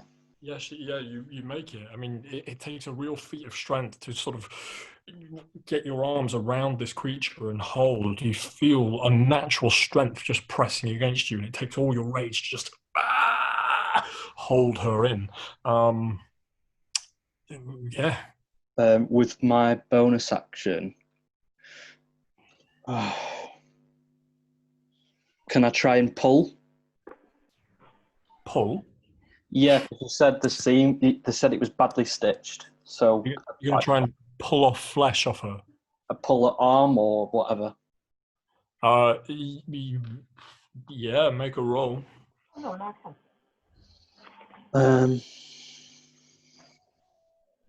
Athletics, I guess. 16 plus 8. Okay, so you wrap both arms around her, and what are you using to pull? My hands. Okay, so you grab on with both hands. You find gaps within little bits of where the stitching isn't as good as it could be, and you manage to hunker. It's a bad word, but you manage to kind of pierce your fingers through the sort of seam work as if you were ripping cloth, and you pull, and two flaps of skin just come like leathery squares, just come away in your hands. You'll have needed to have dropped your weapon to do this, by the way, so or put your weapon away as your bonus action, to be clear, because you were wrapping round, yeah, and then grabbing. Yeah, I'll drop it. I'm not thinking that way. And she's no longer grappled because you've ripped skin off her arms. I wasn't doing it on both sides. I was like, you said both your hands. You said hands. You used my hand. Okay, no worries. And so with the disgusting thing that you have just done, she's going to take both the swings at you, fella. The first one is a 12 to hit, and the second one is a non-natural 20. And so you take 14 points of damage, but half, so 7. Nice. And now it is Jebediah's turn. He fires his harpoon gun straight at you again, Brian. It pierces through your raging form, and you take 4 points of damage. That's already halved. I've done it for you. And can you make a strength saving throw? Yep. I'm looking real rough.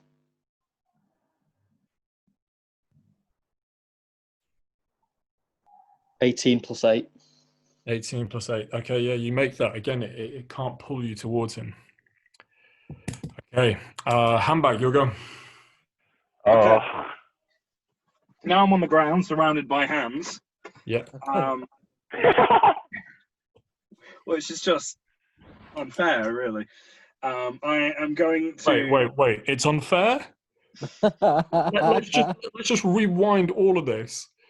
And you single-handedly charge the boss as an octopus. It is more of a case of he has one hand and now he's surrounded by hands. Oh, I see. The fact that he's in the hand is entirely I thought you just meant how high the sort of plate is loaded. Sorry. Not that at all. Just the fact that he's surrounded by hands. Okay, yeah, that's an ironic cruelty, isn't it? Yes. So what I'm going to do with my bonus action first is cast Healing Spirit. So a kind of semi-transparent spectral gecko is going to appear in the space with me and run up my body. Yep. Which gives me a little bit of healing. And I get 3, that's helpful. I'm then going to use my action to disengage from the hands. You can disengage from 1. I can't disengage. Oh, that's a pain, isn't it? Yeah. I was thinking about this, though, and I'm being a bit metagamey here, but I wonder whether actually disengage, because this came up in a game I had the other day, whether disengage is actually the best use, and wonder whether actually it's better to dodge and then move away. If you disengage, you only disengage from one enemy, whereas if you dodge, both enemies get disadvantage on you. So... But it's your call.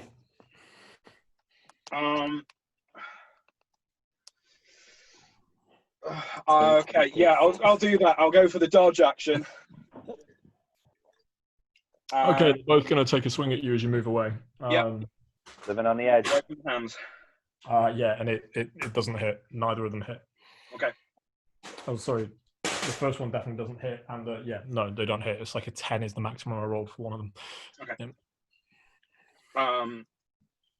So I'm then going to move backwards, and that is all I can do with my turn, I believe. It is. It is. You did quite a lot there, though.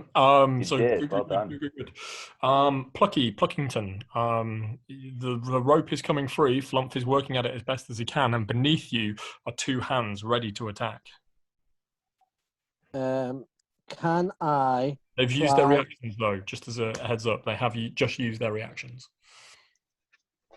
Am I able to hold my turn in the sense of if Flump frees me, then I could do something, or is that You can not? hold your action. You can't hold your movement.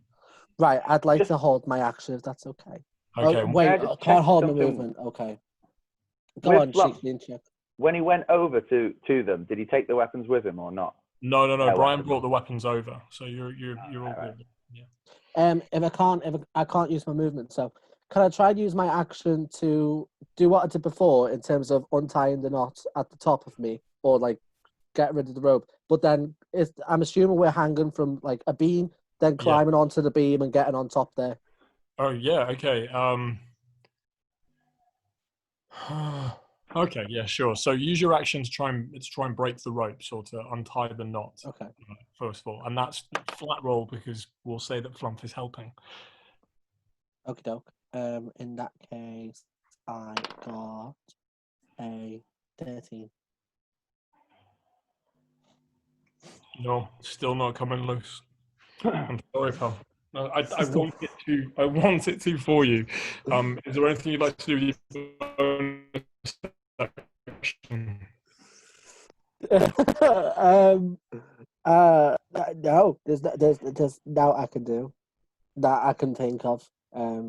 Can I assist Flump in some way? Hold my hands out like a little ledge for him or something. Yeah, sure. I will give him advantage. Absolutely. Yeah. Okay. So That was pity. That was DM pity right there, wasn't it? I think that makes sense narratively. two crawly hands are going to run away into the darkness.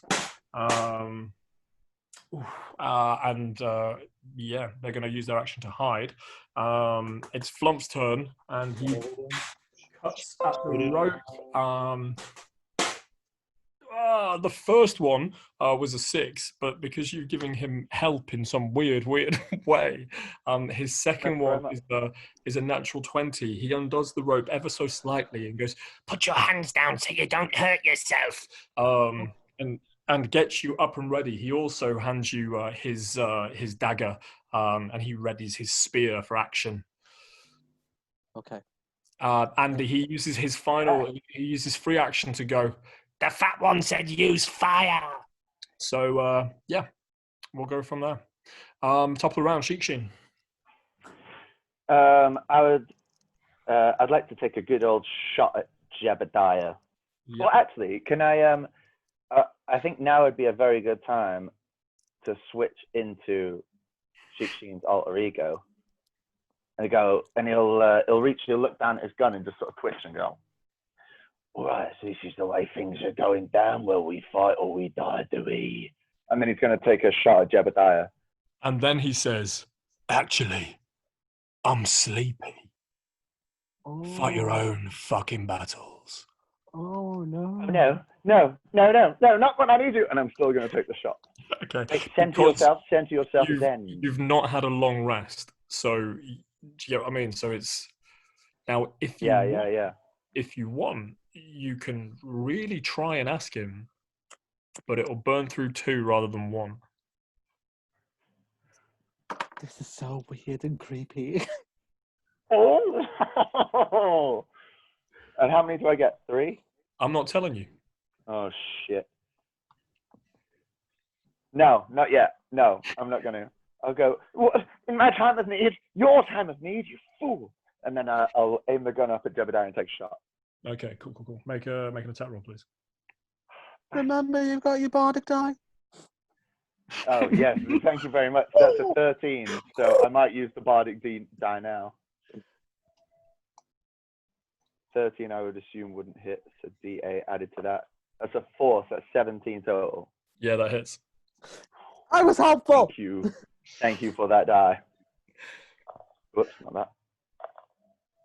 All right. So that's a 12 plus 7. That's 19 Thundermonger damage. Oh. Okay. Cool. And then I'd like to use the rest of my movement to get as far away from Lucy as I can.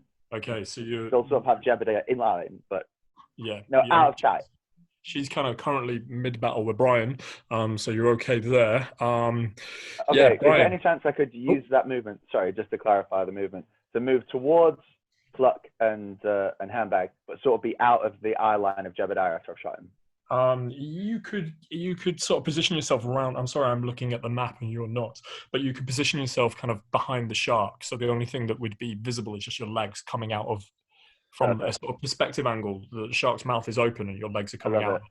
Yeah. I've never wanted anything more. So Brian, you're going. This is turning the tide now. I'd like to. Is there anything else apart from Lucy around me? No. Well, just Lucy and, bits of cover. I mean, there's the boat. You're currently sort of fighting on the broken boat at this moment, around the broken boat at this moment in time. Okay. I'd like to disengage and run my full movement away, so in hopes that she follows me, away from Pluck and Handbag. So that to get a bit of space between us all. Right. Okay. Okay. So you're flanking. Yeah. It's not flanking. Kiting. Trying to pull her in different directions. Yeah. Okay. Full 40 feet of movement away from where we are. Yeah. So on where we are on the map. And if there's anything to get behind, I don't know. So we are. So you are now. This is you. Jamie has run over here. She's running behind the shark. Flump and Bag are ready to do battle over here. Pluck and Flump are ready to do battle over here. Handbag has sort of ran backwards to kind of keep away. And Brian, you are hiding just behind this. You've ran for cover behind this sort of bit of wreckage over here. Okay, all right. Am I able to hide or not? You've used your action to disengage, so you can go prone behind it if you like. No. What is that I'm behind? Just a piece of driftwood. It's big enough to sort of hide behind if you go prone. Could I pick it up and use it as a shield? You can certainly try. Make a athletics. No, you've used your action to disengage, so no. Okay. No worries. Would you like to discuss strategy while I go to the bathroom? Yeah, very much so. I'd like a minute to cry if that's okay. I am absolutely fucked. I'm fucked. I'm looking really rough already. Great question, Gareth. Did we work out from last week whether stopping the recording means you lose the original, or do we have all of it? Still not clear. Okay. So I can pause it. There we go. Hold on. Yeah, pause. There we go. Already. Okay, so it's Lucy's turn. Seeing that you've run away, she's just gonna look from her left to where you're running, look to her right, and she's gonna turn her attention to her wig piece, which has currently managed to free itself, and she's gonna make her way to start swinging and attacking at Pluck. Sorry, guys. She takes 2 rolls. The first one is a 10 to hit. Misses. And the second is a 15. That hits. I thought she was going to follow me, sorry. Okay, and that is Can't control that. 12 points of damage. And I am down. Oh, fuck. No! I ain't gonna shit. Jebediah's turn, and he is gonna What's the best thing to do? He's going to go look for Brian.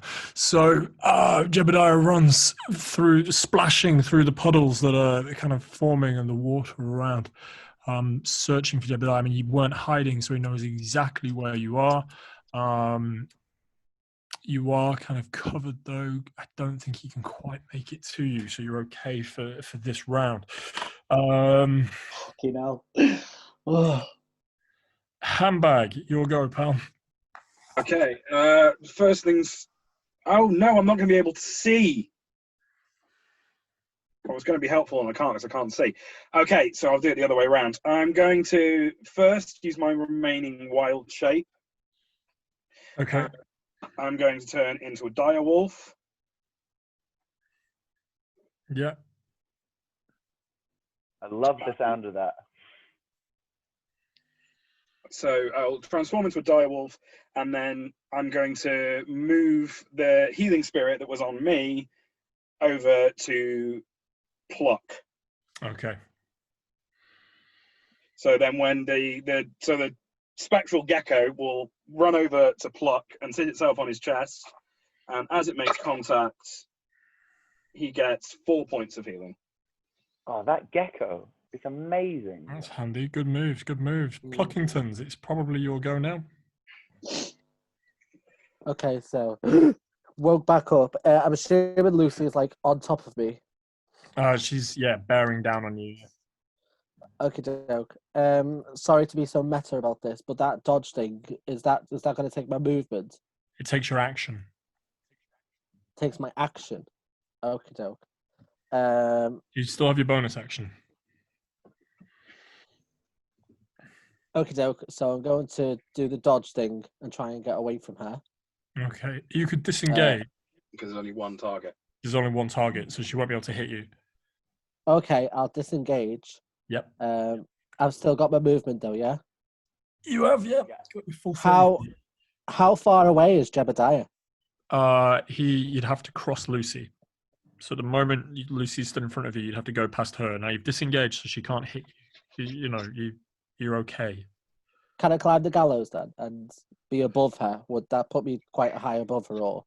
It would be a difficult climb, but if you look behind you, the sort of structures that that Jebediah has made, there are ladders to kind of get up the sort of shanty town that he's made for himself. The gallows would be a harder climb. Right, okay, doke. You could do it; it'd just be harder. Are the gallows higher than the ladders? Isn't Yeah, I'm a natural climber.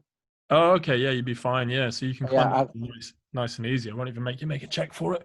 You can get yourself on top of the gallows, which have now fallen down. Yep, you're on there, and you're above Lucy here. Okie doke.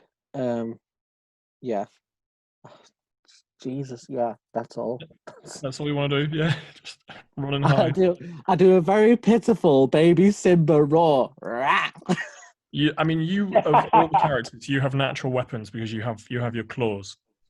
Yeah, I have them at I've got -1 strength, so they don't do that. You could use your dex. I don't mind if you use your dex for them. Oh, really? Yeah. I've got a target in mind. It's not her. I need to try and get to Jebediah, so it's not her. You could get past her because you disengaged, so she can't attack you.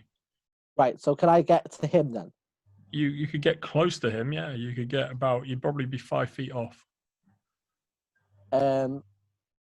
In that case, I'm going to use my feline agility, which doubles my movement. Okay. And I'm just going to, sort of jump off the gallows, speed on all fours towards him with my dagger in my teeth. Okay. Yeah, cool. And, you absolutely you get in range of him. Yeah, no worries. Okay, it's Flump's go, looking at Lucy. Flump. Go on, Flump. He's going to try and bang his rocks together that he was using to make fire the last game. Yeah. And he makes a very small spark. He's just banging rocks together, so it's just sparks. I didn't even think further ahead in terms of what could he set alight. So he's just and little bits of flame are kind of just beginning to emerge. Sheik, it's your go. I'll reload my gun, and could I have a free action to shout to Flump? Yeah. Flump, the stones are a great idea. Use it to distract Lucy. Run further away, throw them at her, stay your distance. And then I'm going to take another shot at Jebediah. Oh, Or move into a good spot to take a shot at him. Yeah. Making attack roll. 22. Yeah, that hits. Yeah, absolutely. And I'm going to use Thundermonger. Ooh, that's 14 plus 10, 24. 20. I'm so upset. There's things that he's got that he's not been able to use. That's so annoying. Yeah, so the bullet slams into his chest, and he feels the impact of it. Kill them all, Lucy! He shouts. How does he look? He looks like he's been shot. Brian, it's your go. Okay.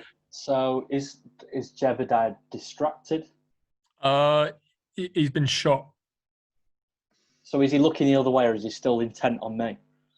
His intent is still in your direction from what you know. Okay, so if I go further back, is there anything I can go behind and hide? If you were to go further back, you would get yourself back to the sort of chasm, the wall where you started the session, kind of up against with a Sheik. You'd have to descend further into the belly of the beast to get to where you found Flump originally, and where the original ship Lucy was kind of what was left of her was there. You'd have to run away from the fight. Yeah. Is there any way I can go round? If I use my dash, is there a way I can go round Jebediah, so not going for him, going round him? So you're here, and you could sort of go that way all the way around. Yeah. Where am I? Sorry. Without again, you're here now. So if you were here, you could go all the way around here. And where's Jebediah? Jebediah is this creature here. Okay. Oh, I don't want to do that. I'll go You're back. not within range. You're good. Is no, nothing. You're going back. You're not doing that. Gecko. Yeah. What's that stick thing that's next to the chipmunk? Stick thing next to the chipmunk. That might just be in my eyes. The chipmunk is, because he's a Valabard, is holding a sword and a shield. No, that thing behind it was this. No, that is carpet. This. Yeah, that. That's Lucy. Oh shit. Oh. Okay. That's the last thing you wanted to see. Okay. I thought it was like a pole. Okay. Right. Okay. So I won't do that. I'll go backwards and hide with my action. Okay. Roll stealth. I don't mean this to be meta if it is meta, but go ahead. Because there's no marker for the gecko, is it fair to remind people of the gecko, Ben's healing gecko being there, and if you pass for it square, you get some healing? Yeah, where is the gecko? And we will use this turtle. The gecko was underneath the gallows because it was where Pluck was originally when he then ran off. So it's by Flump. Good to know where it is, yeah. You're right by it, actually, Sheik. Ooh. I wouldn't heading in the sharp. I can move it. Only on my turn. Okay, it's Lucy's go. All right, I need to roll stealth. Oh yeah, go ahead. Oh, that's good. 16 with disadvantage. Okay, so you back away and hide further down. Lucy, seeing the sparks fly from the rocks that Flump is carrying, lets out and runs her whole 30 feet away from Flump as fast as it possibly can. Not taking any attacks this round. But Brian, unfortunately... Is she passing me? Well, she is going to pass you, yeah. But Brian, Can I take an attack of opportunity? You can, yeah. Yay. I just want to slice at her with the dagger that Flump gave me. So, it's only a 3 to hit, so it doesn't matter. I'm not gonna hit her armor class, have I? That misses. That misses completely. And in her sort of frightened rage, she runs away from Flump and his fire stones. And you can hear, Brian, there's just the stomping of her feet impacting on the shallow kind of belly of the whale. She's ran in the direction very near you. She's not spotted you because you're hidden. Actually, I should roll for it, shouldn't I? Nah, she's not spotted you. She's too frightened of the fire, but she's so close to you. It's Jebediah's go, and he is gonna turn and he's gonna run back the way he came. He's gonna use his full action to dash and start going up the stairs or the ladder that he has there. Does he pass me? You've used your reaction. Oh gosh darn it! I am so useless. You feel Okay. useless. I've literally ran and done nothing. It's been the most manic fight. Handbag, it's your go. Okay. In wolf form, I'm going to. You're the giraffe at the back. It's fine. In wolf form, as the giraffe at the back, I'm going to chase after Jebediah. Yep. I think I should be able to get to him. As you do, a clawing hand jumps out at you and misses, and the second jumps out at you, and this time hits because we've got something like 16 to hit. Yeah, that hits. Don't worry, my friend. It's not. Oops, where's that D4 gone? It's not much. And you take 3 points of slashing damage as the claw kind of rakes across your back. Okay. So there are now 2 claws on you, but you can carry on your movement, my friend. I'm going to brush that off, keep going, and get to Jebediah. Yep.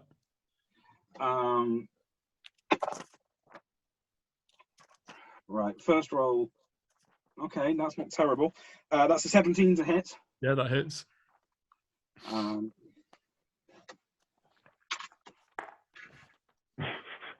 He only takes 6 points of piercing damage from the bite. Okay. But can he make a strength save? Yep. I'm just trying to find his stats. So that is a 16. Sorry, 17. He passes. Okay. Is that the end of your go, pal? That is the end of my go, yeah. You not use your bonus action for anything? 5. Yes, I'm going to move the. I'll move the healing. I won't healing help gecko. you next time, Benjamin. I'll just let you forget. Sorry, yes. I'll move the healing gecko again after pluck. How much can you move that gecko? What's his 30 range? feet. 30 feet. Okay, so that would be in range of pluck. So on his turn, does he take healing? He takes healing when he enters the space or on his turn, so we take healing now as well. Okay. So pluck, it's your go. You take healing from the gecko. Okay. 5 points when it enters your space. Does he get it again because it's his turn now? Yes. Yeah. And another 1 point, so 6 points total. Right, beautiful. Would it trigger opportunity attacks, or would it not? It's not a being; it's a construct. So I don't know. Can it be attacked? It doesn't say it can, but it also doesn't say it can't. So I think that is up to your discretion. But mind you, if I attack you, you would potentially. I could drop the concentration; it would disappear. So the clawing hand did attack you. It did. Would you like me to make a con save? Absolutely. So it's, I believe it was 4 to beat. I not to be like bad on the player, but it's either 10 or the damage. 10 over damage. Thank you. Well, I rolled a 12. So that beats it, right? It's good. Yeah. Well, good. If the damage Still is over 10, it's that as the DC. Cool. Thank you very much, because that's something I always mean to learn and then forget. So thank you very much. So yeah, you're okay. So you plucked takes the heals. Thank you. It is now the hands go, and one of them strikes at you with a 16 to hit. Hit. Have I had? Sorry, is the hands go before my go, or have I missed Oh no, something? you've not had your go. So you will take 3 points of damage from one handbag in a second. Pluckington, it's your go. Sorry about that. Can I run after Jebediah, please? Yeah. And I want to slam my dagger into his eye. I just want him dead. That's very specific. Okay, so you run your full 30 feet of movement and you take an attack roll at him. Go for it. That is 10. Yeah, that misses. Oh, I shouldn't be laughing. Yeah. Okay. So yeah, bonus Heart goes action. out to you. Bonus action. I just want to. I don't want to go away from him because he's got a ranged weapon. So I'm just gonna ready myself for my next attack. Okay. It's the clawing hands go. So one of them struck you already, and it did 3 points of damage. And the second one is coming at you with a 18 to hit, Benjamin, and it takes you take 3 points of damage again. Can you roll? You've got to roll 2 concentration saves there. Beat 10 twice. Come on, buddy. Okay. That's a 19 on the first roll, and a 11 on the second. Yep. So you're good. So we're okay. It's Ooh, that Flump's one happened turn, again. Oh, and Flump just gives chase after Lucy, smashing his stones together, Oh, trying to make a little fire thing. Sadly, this time it doesn't work, and he's got very close to Lucy, going.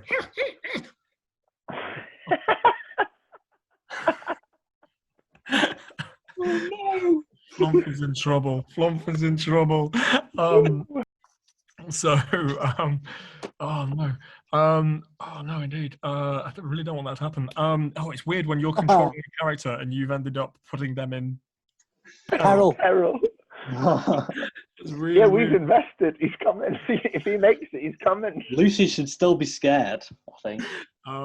It's frightening. Yeah. Shikshin, your go.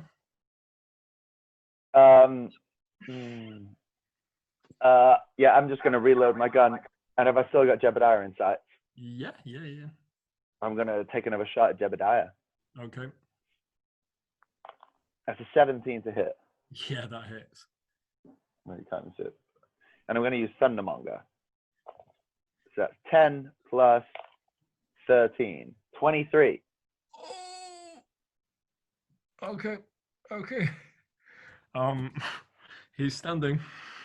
And then whatever movement I have, I want to find some good cover. I don't want to be near the hands, but keep him, if he's going up something, keep a nice line of sight for myself. Okay, yeah, absolutely. It is now Brian's go, currently hiding, stood next to Lucy, and I heard your frantic plea. She's still frightened, though. He doesn't know I'm there because I'm stealth. Yeah, currently. So I would like to disengage if she's in range with me. You'll have to break your stealth to do that. Yeah, that's fine. Okay. I disengage and run back the way I came. It's a very exciting combat tonight from our barbarian. Just kiting enemies around. Okay, so you run back the way you came. That's 40 feet of movement. I don't know how far I get. Yeah, so you can be roughly just you can be right near Jebediah if you wish. No, I want to be behind the chipmunk. Okay, so that would just be 20 feet or 25 feet of movement. Yeah, and say, "Oh, a little help." That's it. Okay, it's Lucy's go, and she is going to take a swing at Flump. Squish. Oh, mate, squish. So the first one.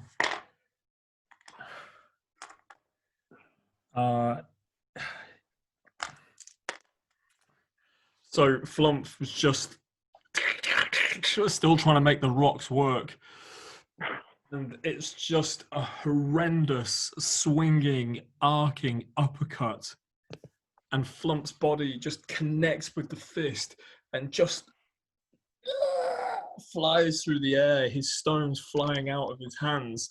Then he arcs back at least 10, 15 feet, slamming into the ground and not getting up.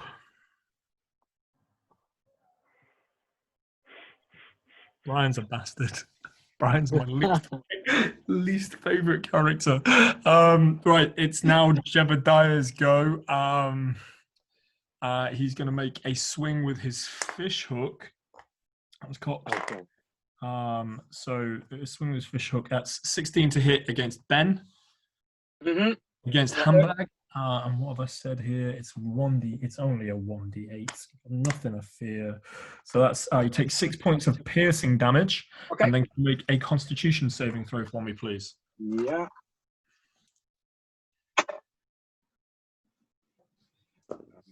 That is 10. Okay, so as the fish hook slams into you and pierces into your ribs, you feel it sort of it sting like 1,000 times worse than a bee sting. The next thing you feel is toxic venom flowing into your bloodstream. You take 8 points of poison damage. Okay. And you're paralyzed to the end of your next turn. Okay. His next swing comes in at Handbag. Not Handbag, Pluck. And that is a non-natural 20 to hit. Of course. That's 7 points of piercing damage. Can you make a Constitution saving throw, please? Yeah. 6. You take, on top of that, a further 6 points of poison damage. Yeah, I'm down. You're down? Yeah. You drop to the floor. Oh, God. You were doing very, very well, and then it suddenly turned. well. It suddenly turned again. Livid. I had a cat noise on standby. And he's going to use his movement to move up the ladder and try and get the hell out of there. Will I get an attack of opportunity? No, because you're behind the handbag. Behind Pluck. You very carefully told me that. You're a coward when you need to be, and then you're a little sneaky. Can I get an attack of opportunity the next round? So at the end of that would be handbag. It's your turn, but you are paralyzed, so you miss a go. Mm-hmm. But do I not move the Healy thing with my mind? I should be within its range, should we not? You are paralyzed, but your mind is not. Sure, go on then. So I should already be within the range of the Healy gecko. Can you make a concentration saving throw for me, please? Lots. 20 non-natural. Okay, well, it was like a 15 to beat as well because it was quite a cumulative damage. Okay, so you're okay. You're okay. Yeah. So I would get a little bit of healing.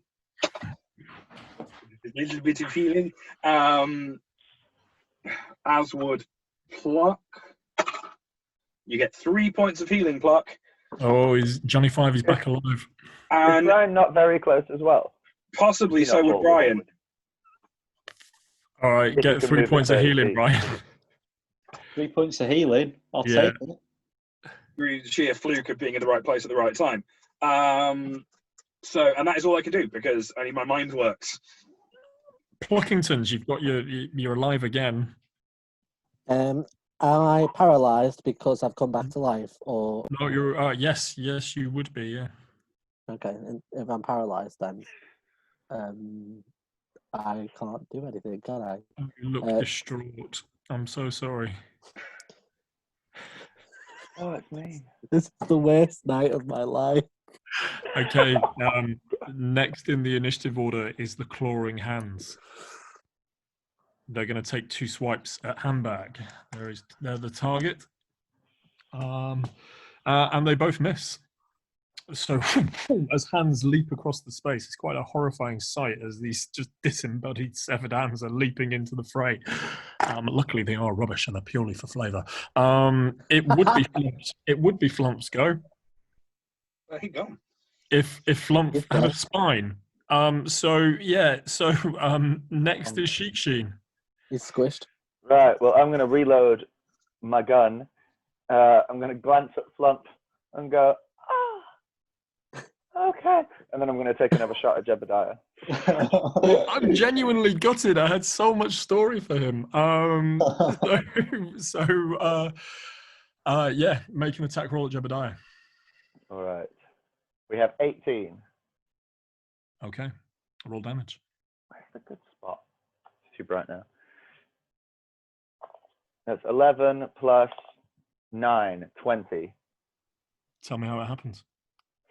Yeah! I'll shout to him and I'll go, Lucy belongs to me now! And then I'm going to pop him one. I'm going to aim right for the cranium. I want his head to blow off. Oh, you want it to explode? Yeah. So his criminal and evil intent purposes, he seemed fixated on something that was beyond your grasp as he began to dart away and run up into his shanty kind of base structure or scaffolding that he had. Suddenly turns to the final kind of haunting realization that his bride will never be his. And then his head explodes. The blood splatters and brain matter splatters into the handbag's face and covers Pluck, who's just come round from consciousness, sort of paralyzed with nothing he can do to resist the brain matter flying into his face. Blood and ink. And a howling, raging scream from Lucy, who goes into a frenzied rage. Oh my God. Ooh. Well, with the rest of my movement, I'm going to run. I am going to try and find like a wall that I can put between myself and Lucy. I'm going to find something. I don't think she knows it was me, but I'm still not going to be around that.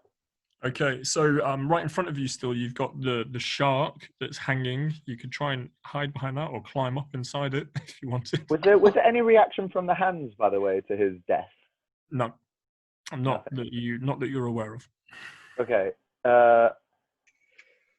Yes. Yeah, I'm going to go and hide behind something. Did you say I should climb the shark?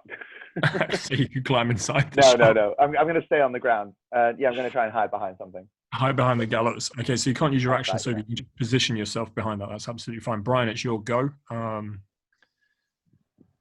Okay, so how far is my sword? Because I dropped it. You dropped it sort of back in the middle. So if you turn around and go 10 feet, you would find it's right by Flump's dead, lifeless body. I'm assuming you have dark vision, right? Yeah. Yeah. Okay, so it's about 15 feet away, so it's within your range. What's not currently within your range of sight? Is it 60 feet you've got? Yeah. Okay, yeah, you can see Lucy as well. So if I was to go to my sword and quickly. Is there a rock as well that Flump dropped? There are 2 stones that went off in different directions. You might be able to find one nearby. I'll just pick up my sword and use the rest of my movement to go towards the shanty area. Okay. And get some cover, not hiding. All right, cool. Next is Lucy's turn. And she is going to make a beeline for... Was it my action to pick up the weapon? That was your bonus action. Could I use my action to dash and go further? Yeah, to go further where? Into the shanty? You'd have to climb it. Yeah, I'll do that. Okay, you can get to the first level. So that's 80 feet of movement. I used 10 of it, so... Okay, cool. She currently doesn't know what to attack, so she's just going to start bashing anything and everything in sight. So she starts smashing down on the boat that people were hiding behind before and breaks that in 2. She and just smashing away and raging. Next, it's Handbag's going. Okay. I don't know what to do. Yeah. I want to turn around and stuff because I'm facing up towards where Jebediah was. So I'm going to turn around and look back into the rest of the whale stomach to see what I can see. You can see 2 clawing hands by your side that are trying to fight you, and you can see Lucy kind of at the moment just wailing on the boat that people are using as cover, just smashing it up. Okay, I'm going to ignore Lucy for now, and I'm going to attack the hand. I'm not the only person in melee range of the hand, am I? No, you're not. No, so you get flanking advantage if you wish. Well, I have pack tactics as a wolf, so it should neutralize the exhaustion disadvantage. Yeah, so neutral roll. Thinking. So that is a 17, Yeah, that hits. and that is It's dead. 12. It's dead. Yeah, so the first hand, you just bite down and flick it within your jaws and then throw its lifeless body to one side. Okay. Yeah. Next one. You got 2 attacks, haven't you? No, one attack as a dire wolf. It's not Okay. an attack creature. But I am going to get some more healing from the hand. Okay. So that's 5 points to me. Also in range of pluck, so that's 2 points for pluck. Thank you. Brian's still there. 1 point for Brian.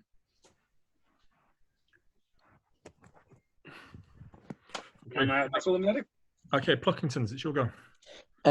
Since I didn't use any movement on my last turn, I've got my feline agility back. And I'd like to. Is it possible for me to double my climbing speed and get into where it looked like Jebediah was going? Yeah, absolutely. You Oh, get good yourself, thinking. nice and easy, and you see on the floor the weapons that he was using still kind of in his hands, and that whole area. Is that fish hook is it like a two-hander or anything like that? It's a one-handed weapon. Right, I'm going to take that. Yeah, it's a bonus action to take that. So Okay. Yeah. He looked like he was heading to somewhere. Was he heading into like a structure of some kind, or was it I have just no like, way of knowing. I have no way of knowing? Could I do a perception check for like anything around that he was like trying to get to, or All you anything can that really could, see like, is what would be his sort of makeshift quarters, and then the rest is sort of whale wall, bleeding, sore, and corrupted whale wall, where the structure that he's made is piercing into it. right? Am I inside his quarters? Yeah, you can see them. It's almost like you're at the entrance. Right, so I can see into it, and there's nothing of import or interest in there, or would I not know? You'd have to have a look. Am I okay to look? Make an investigation check. Yeah, I mean, you used your bonus action, your movement. Yeah. Yeah, I got 14. Yeah. There's some maybe a book that's bound in a sort of significant way. It looks like a spell book. Okay, and that'll be the end of my go on it. Uh-huh. Thank you. No worries. Thank you. So there's one hand left, and it's going to swing at you, Benjamin, and that's a 19 to hit. Hit. And that's 5 points of damage. Fine. And the hand is just on you now, just. Irritating. Top of the round, Sheet Shins go. I'm going to move in the furthest way I possibly can away from Lucy, but still to get a shot on that last hand. Okay, yeah, roll If attack. I can make that work. I've got to reload first, and then I'll fire. That's 21 to hit. Yeah, that hits. Roll damage. And when I summon among it, so that's 8 plus. The hand just explodes as the bullet kind of impacts it and goes limp. The only remaining combatant in the battlefield is Lucy, and she's at full health. Shit. Brian. Can I? Yep, go on. Can I take a free action to shout to the group about Lucy? Yeah, go ahead. Look, perhaps we could use her. She was being mistreated. I don't know what you think. Can we possibly tame this monstrosity? Is that madness? She's out of control now. Can I reply? Your reaction, wasn't it? It's my turn next. Oh.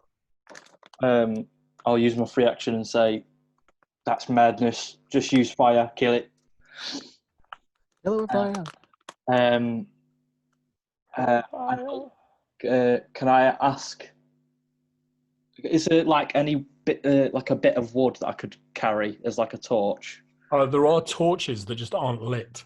Oh, okay. So I'll pick up one of them. Yep. And ask Pluck if he could light it.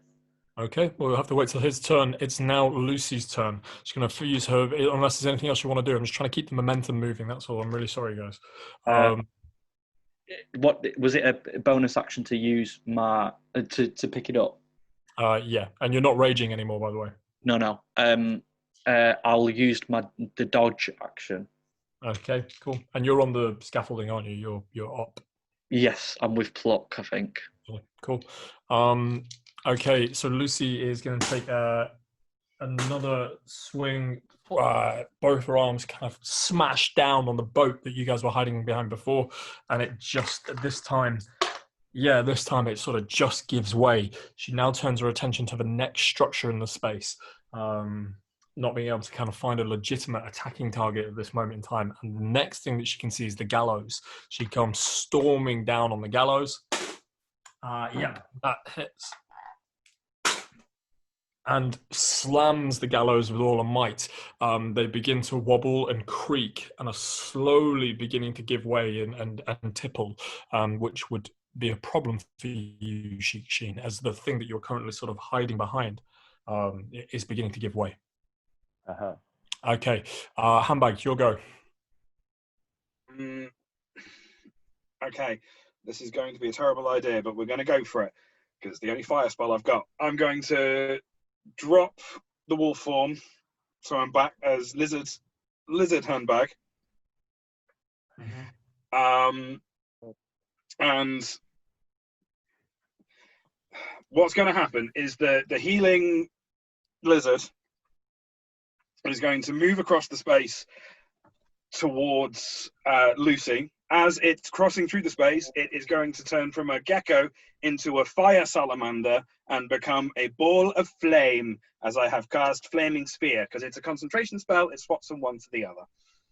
Oh, I see. Right, I thought you were turning. I'm just explaining how it looks rather than. Okay, yeah, cool. Yeah. It's not a super spell. No. So can Lucy please make a dex save? Yeah. I cast that at the second level. So Lucy, seeing this thing, she immediately begins to try to start to move. One leg goes one way, one leg goes the other in sheer panic, and she buckles and drops to her knees. Okay, and that is... Wow, that was really helpful. That is 12 points of fire damage. Okay. And it remains around her. It remains for a minute. Oh, right. Okay. So her skin immediately sets alight, and you hear this horrific scream as she begins to frantically try to put out the fire as best as she can. The smell that begins to emanate the air is just broken, moldy flesh, but now on fire, sort of really horrific. That kind of smell that crawls up your nostrils is almost like it's got fingers and gets onto your brain. Okay. Anything else that you'd like to do, Handbag? No, that is all I can do at this stage. Okay. Look. I'm going to rush to the book and open it, try and learn more about it and see if it can help us in some way. Okay, as you flick through the book. I can't, that's... Yeah, no, as you flick through the book, you realise on the first page as you open it, it's clearly a wizard's book. And it has like an almost cheeky kind of little thing written in, which is, if lost, please return to Wizard Wren. And then you flick through a couple of pages a little bit more. And most of the pages are ripped out and torn, thrown away. There is one page that is left, and it's a spell for Animate Dead. Is there something in that spell that can tell me how to stop it at all? Not to your knowledge. No. Okay. Right. There's nothing in here that can help me further. I'm going to rush out, and I'm going to go to Lucy, I suppose. Yeah, I can only do my climbing speed of 20 feet though, so I'm probably gonna only get to like Brian or something. Yeah, I mean, you just sort of stood on the scaffolding with Brian at this stage. Oh right, okay. So I'm gonna go down to where Bag is then, if that's okay. Yeah, sure. Yeah. And then with my free action, with my bonus action and free action, I'm not sure. Can I just say to whoever's near me, so bag up? Is that your arm bag? Did some kind of poison on this weapon? It might work. Just in hopes. In the hopes that ideas, when spoken aloud, turn into action. In the hopes that I am injecting the DM with the idea, I'm going to use this weapon. It best fucking paralyze Lucy. Okay, all right. Do you want to make it? I don't think you'll be able to make an attack roll against her. She's too far away at this stage. So I've got my dagger, haven't I? Have I still got my dagger? You can I throw it at her? Yep. Yeah, I'd like to do that. And that's a non-natural 20. A natural 20 or a non-natural 20? A non-natural 20. Okay. Roll damage. And that's 1. So the dagger flicks through the air and just it's an easy target as this poor thing is on fire and slams into it, piercing into her chest. She lets out no new groans. There's no signification of damage, but all her vocal cords are taken up with screaming from the flame damage. Sheik Sheen, it's now your go. Okay, I'll reload my gun. In the description, I don't know what's up there. I want to use my full movement, if that takes a dash, whatever, to go up to where he was climbing from. Was there more than just a book, or was it just a book on a little pedestal? That was it. That was. It had a little room, essentially, a sort of a place of sleep, and God knows what else he was doing up there. I think. Okay, no. Okay, I'm gonna take my 30 feet movement, and then I'm gonna take a shot at Lucy as well. Okay. And that is 23 to hit. Where it hits. So that's 14 plus 9, 22, 23. Okay, it's a good shot. The bullet ricochets and slams into her head. You're expecting you've made this shot plenty of times before. You've seen the power of the Thundermonger. Flesh falls away, but still she continues to move. Not even a problem. It looks like, other than superficial artificial damage to the actual skin of her, there's no actual damage to the construct. Right. I've used all. I'm out. Mm-hmm. Well, it's my turn, rather. I'm assuming that it's piercing damage, yeah, as a weapon.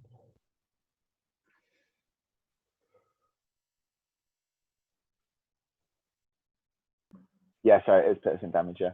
Yeah, and it's non-magical, right? Non-magical. Okay. Okay. Brian, your go. Is there any oil? I cannot see any oil. Oh, make an investigation check. That's quite clever.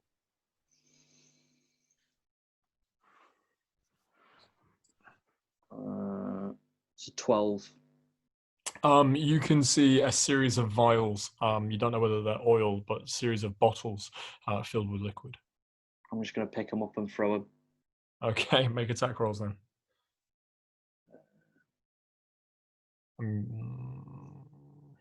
A bit generous there, but in terms of the economy, I have searched for bottles, I have found bottles. Now I'm going to attack with them. Do you know what I mean?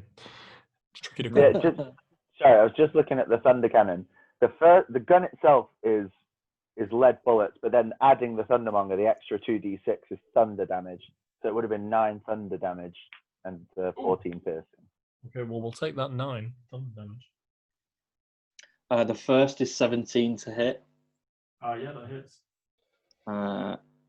And the second is 18 to hit. Oh, sorry, 16 to hit. Yeah, they both hit. So the first vial gets thrown through the air. And as it makes contact with Lucy's humongous frame, water spills from it and just creates a sizzling, smoking steam effect. The second vial lands and covers into her, and then the flames just burst and intensify even greater. She lets out an even more angry, aggressive moan and growl. Do you want me to roll anything damage-wise? Or Yeah, roll a d4 for me, please. There's someone in your home, Liam. Am I plussing anything? No. Liam, you're So not that's alone. 3 points of fire damage if it's fire damage. Okay, you're making your way through it now. You're doing better now. Okay. Anything else you'd like to do, Brian? I would like. I can't do anything else really, No. other than try and. Where I am currently, is it in his room or where was those? Where I was, where did I find them? You just found them kind of in a crate with just outside of his room, outside of his sort of area that he keeps sleeping. Okay, then I'm just gonna stay there where I am. Okay. It's Lucy's go. Does she take any fire damage from being in that area? She would need to make another deck save. Okay. It's 11. That fails, so she takes another 7 points of fire damage. Okay. And she's on fire at this point because she's covered in oil. She comes running through and forward, past out of the flame and making her way towards the scaffolding structure. She slams at it with her fist. And the oil and flaming hand that she's kind of covered in begins to kind of catch onto the scaffold itself. That scaffold takes 11 points of damage. She's going to make a second attack at it. Yep, that hits. And that is a further 14 points of damage plus the flame damage. Okay, so the scaffold structure now begins to that both Pluck. I think you've got down, haven't you, Pluck? Is it just Brian on it? Yeah. Yeah. You could make an attack of opportunity at her if you wanted, as she kind of storms past you. But Please. Brian, can you make a dexterity or an athletics saving throw as the structure you're on begins to kind of give way and completely begin to topple away? Pluck, what did you roll? Is the hook? Oh, I need to do an attack roll thing. Sorry. It's a D6. A it's D8. D6, Sorry. so D8. D8. I rolled 15 to hit. Okay, that hits. Okay, So great. roll the D8. That's 3. Okay, so the glimmering silver of the fish hook slams into her side and makes contact. And she takes the full brunt of that 3 plus your dex. What's your dex, mate? Oh, it's plus 4, so 5. 5? Yeah. So 3 plus Oh, sorry. 3 plus 4 is 7. 7. 5. But as the poison going into her blood doesn't do anything because she doesn't Of have course. blood to be. She's a construct. She doesn't have blood to be poisoned. So I'm so sorry about that. I got 27 on the save. Okay, so the structure, it's kind of this shape, it just begins to slide. You manage to just sort of grab onto something to stop yourself from falling, but it is on fire, so it will be up to you to whether you want to let go of that on your next turn and kind of roll through, but currently you're stable. Handbag, it's your go. Okay, so I'm going to move round slightly from the falling structure and then move the flaming sphere after her again. She needs to make another dex save. She does, yeah. Okay. 11 again. That fails. So that is another 11 points of fire damage. Okay. And it's on once more. Okay. Cool. Pluck, your go. I'm just gonna whack at her with this hook. And that is a 14. Yeah, that hits. Great. That's a 6. Okay. Oh, plus my dex, sorry, so that's 10. Just on that. Oh, she is just screaming now and just attacking anything in sight. Sheen, it's your go. Wonderful. Yeah, I'm going to reload, make sure I've still got distance between me and her, and take another shot. Okay. I'll just sort of skip ahead. I'll say that it's an AC of 9, so you roll your d20, most likely you'll beat it. But That's a natural 20. Your bullets are doing nothing, but your thunder damage is. So just roll your thunder damage. That's 1. 3 plus 1. That's only 4 thunder damage. All right, Brian, it's your go. Okay, so did I see where the vials went? You used 2 of them, and now they've just rolled through the fire and rolled down, and themselves have exploded. And one is creating more steam, and the other, the oil is just spreading across that surface that you're on. If you take, thank you for reminding me, 2 points of burning damage from the fire. Okay. So can I? On the floor, is there any like loose wood now? If I jumped off. If you jump down, there is some, yeah, there is some sort of burning debris. If you pick it up, it's going to burn your hands. Okay. It's very hot. Okay, I'm going to attempt to do a backflip off it. Okay, make an acrobatics saving throw with disadvantage, please. We are all rolling with disadvantage on our attack rolls, aren't we? Yeah. Not me.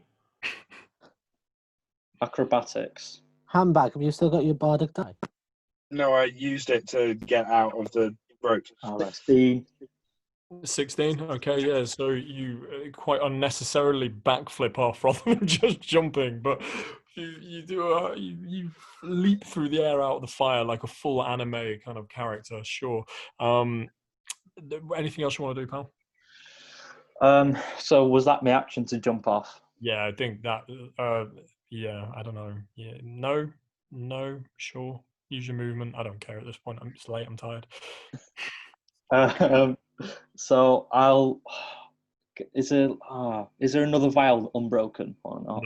No. You've used up that sort of DM freebie long ago. You used it up when you did it. Is there a bit of debris that is not on fire on one end, so I can pick it up? What, a piece of wood. Yeah, if you go a little bit further away from the flames, then yeah. Yeah, I'll do that. She'll get an attack of opportunity. Can I disengage? No. Yes. I don't know. I'm being a bit generous with how much you can do on this turn, backflipping and picking up wood and finding wood. Oh, fuck it. Yeah, come on, disengage. I'll disengage then. I'm so tired. I can't keep track. Okay, you disengage, right? Sure. And that's my turn. Yeah, sure. I'll use my movement, my 40 movement. Okay, so with the fish hook that's kind of slamming into her, she's going to make a first swing at you, Pluckingtons.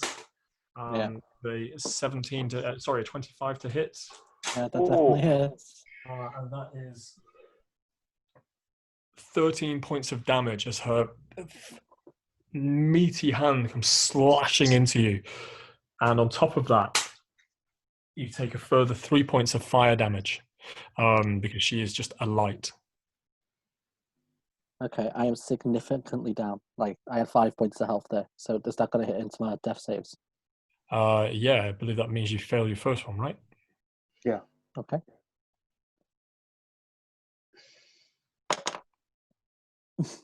Yep. Yeah. Who else is on her? Are you on her handbag? I moved round and away from the platform, so if she's now at the platform, I don't think I am. No. So her second attack comes slamming into the body of Pluck. Oh. Should have said yes. And that's cocked. But you take 4 damage, but you've already failed both your saving throws. So you failed one saving throw. I believe we need to check the rules on that for next week. But that's that's 2. That's another 2. So I reckon that you failed 3 as her hand comes slamming into your ribs, just breaking in half. Brian? Yeah.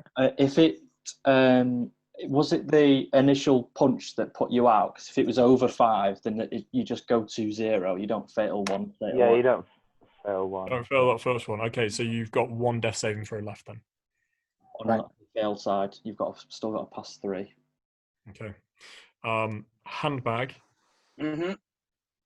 It's your turn. Pluck is in pain as this golem is just wailing blow after blow. Oh, God. Body.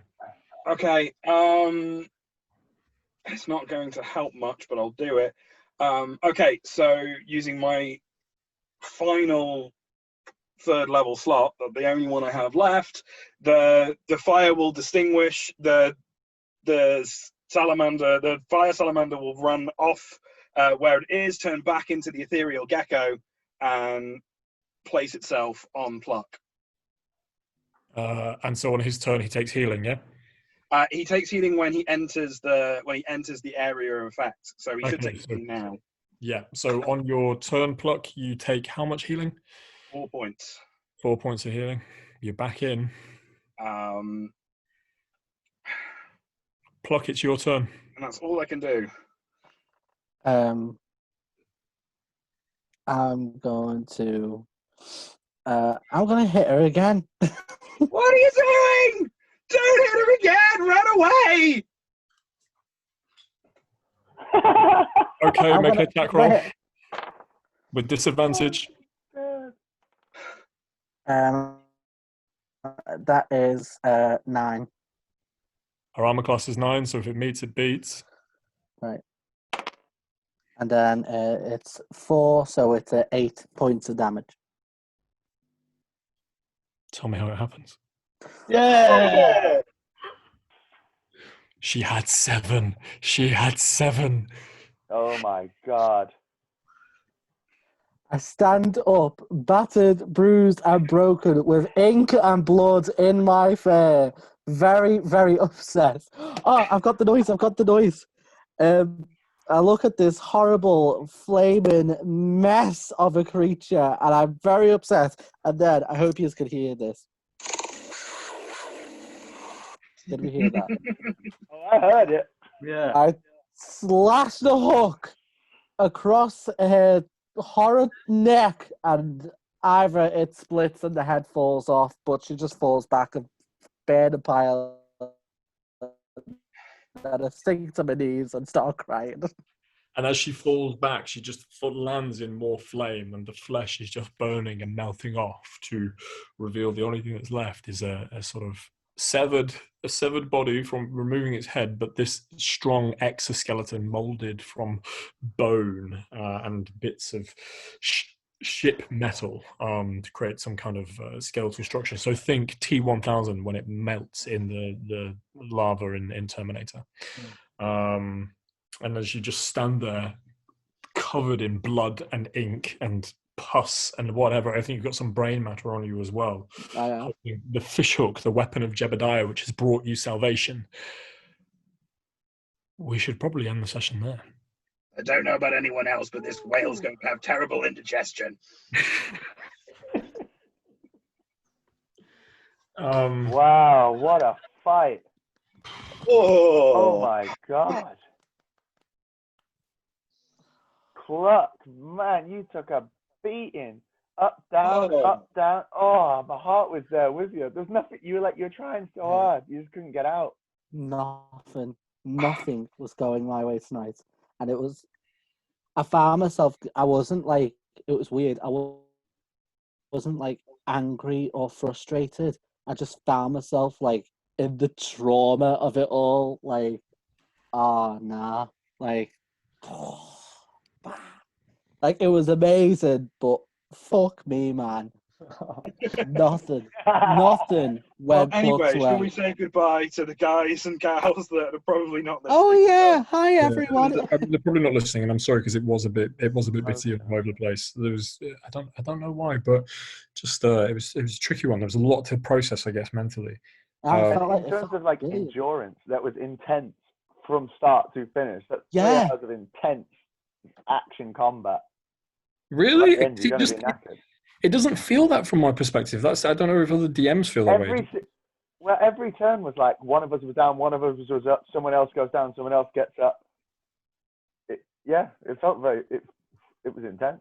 I was bricking it because we've not had a long rest. My thing where I can go to 1 hit point isn't there. So thank you, Plump. We hardly knew ye. I'm gutted. I'm gutted about that. Really gutted about that. To be fair, I'm quite happy. I was scared that we'd betray you when I get a black spot, so. So that's something that if people are watching, they don't know about. We have this sort of law Oh, yeah. in which is if you betray a crew member, then this big supernatural thing will come and get you. It's a bit lame, and if I'm honest, I regret putting it in because No, now it's cool. I'm stuck with it now. It's cool. It's and I cool. worry there'll come a point where, because we don't need it that much, or it's not immediate within the story, that when you finally do encounter it again, you'll be so powerful that you'll just be like, yeah, get out of the way. Get out. That would be very satisfying too. If we survive. I suppose I should say as well, just for clarity's sake, that, and I don't know whether it was right, but it's what I decided to do was that because the flesh golem is like immune to everything, like so many of your attacks just weren't doing anything. Yeah. Fire was double damage. Right. Yeah, so I don't know whether that's right. It's certainly scared of fire, but I thought we'd give it a good reason to be scared of it. Yeah. That was amazing. That was awesome. Yeah. It was, Okay. Cool. yeah. Well, we'll say thank you very much for listening, and then Thanks, guys. if anybody is, thank you. I don't believe you're real, but okay. Bye. Comment down below and prove that you're real. Yeah. Say Yeah, something. just be my mom going, what is this? What's this?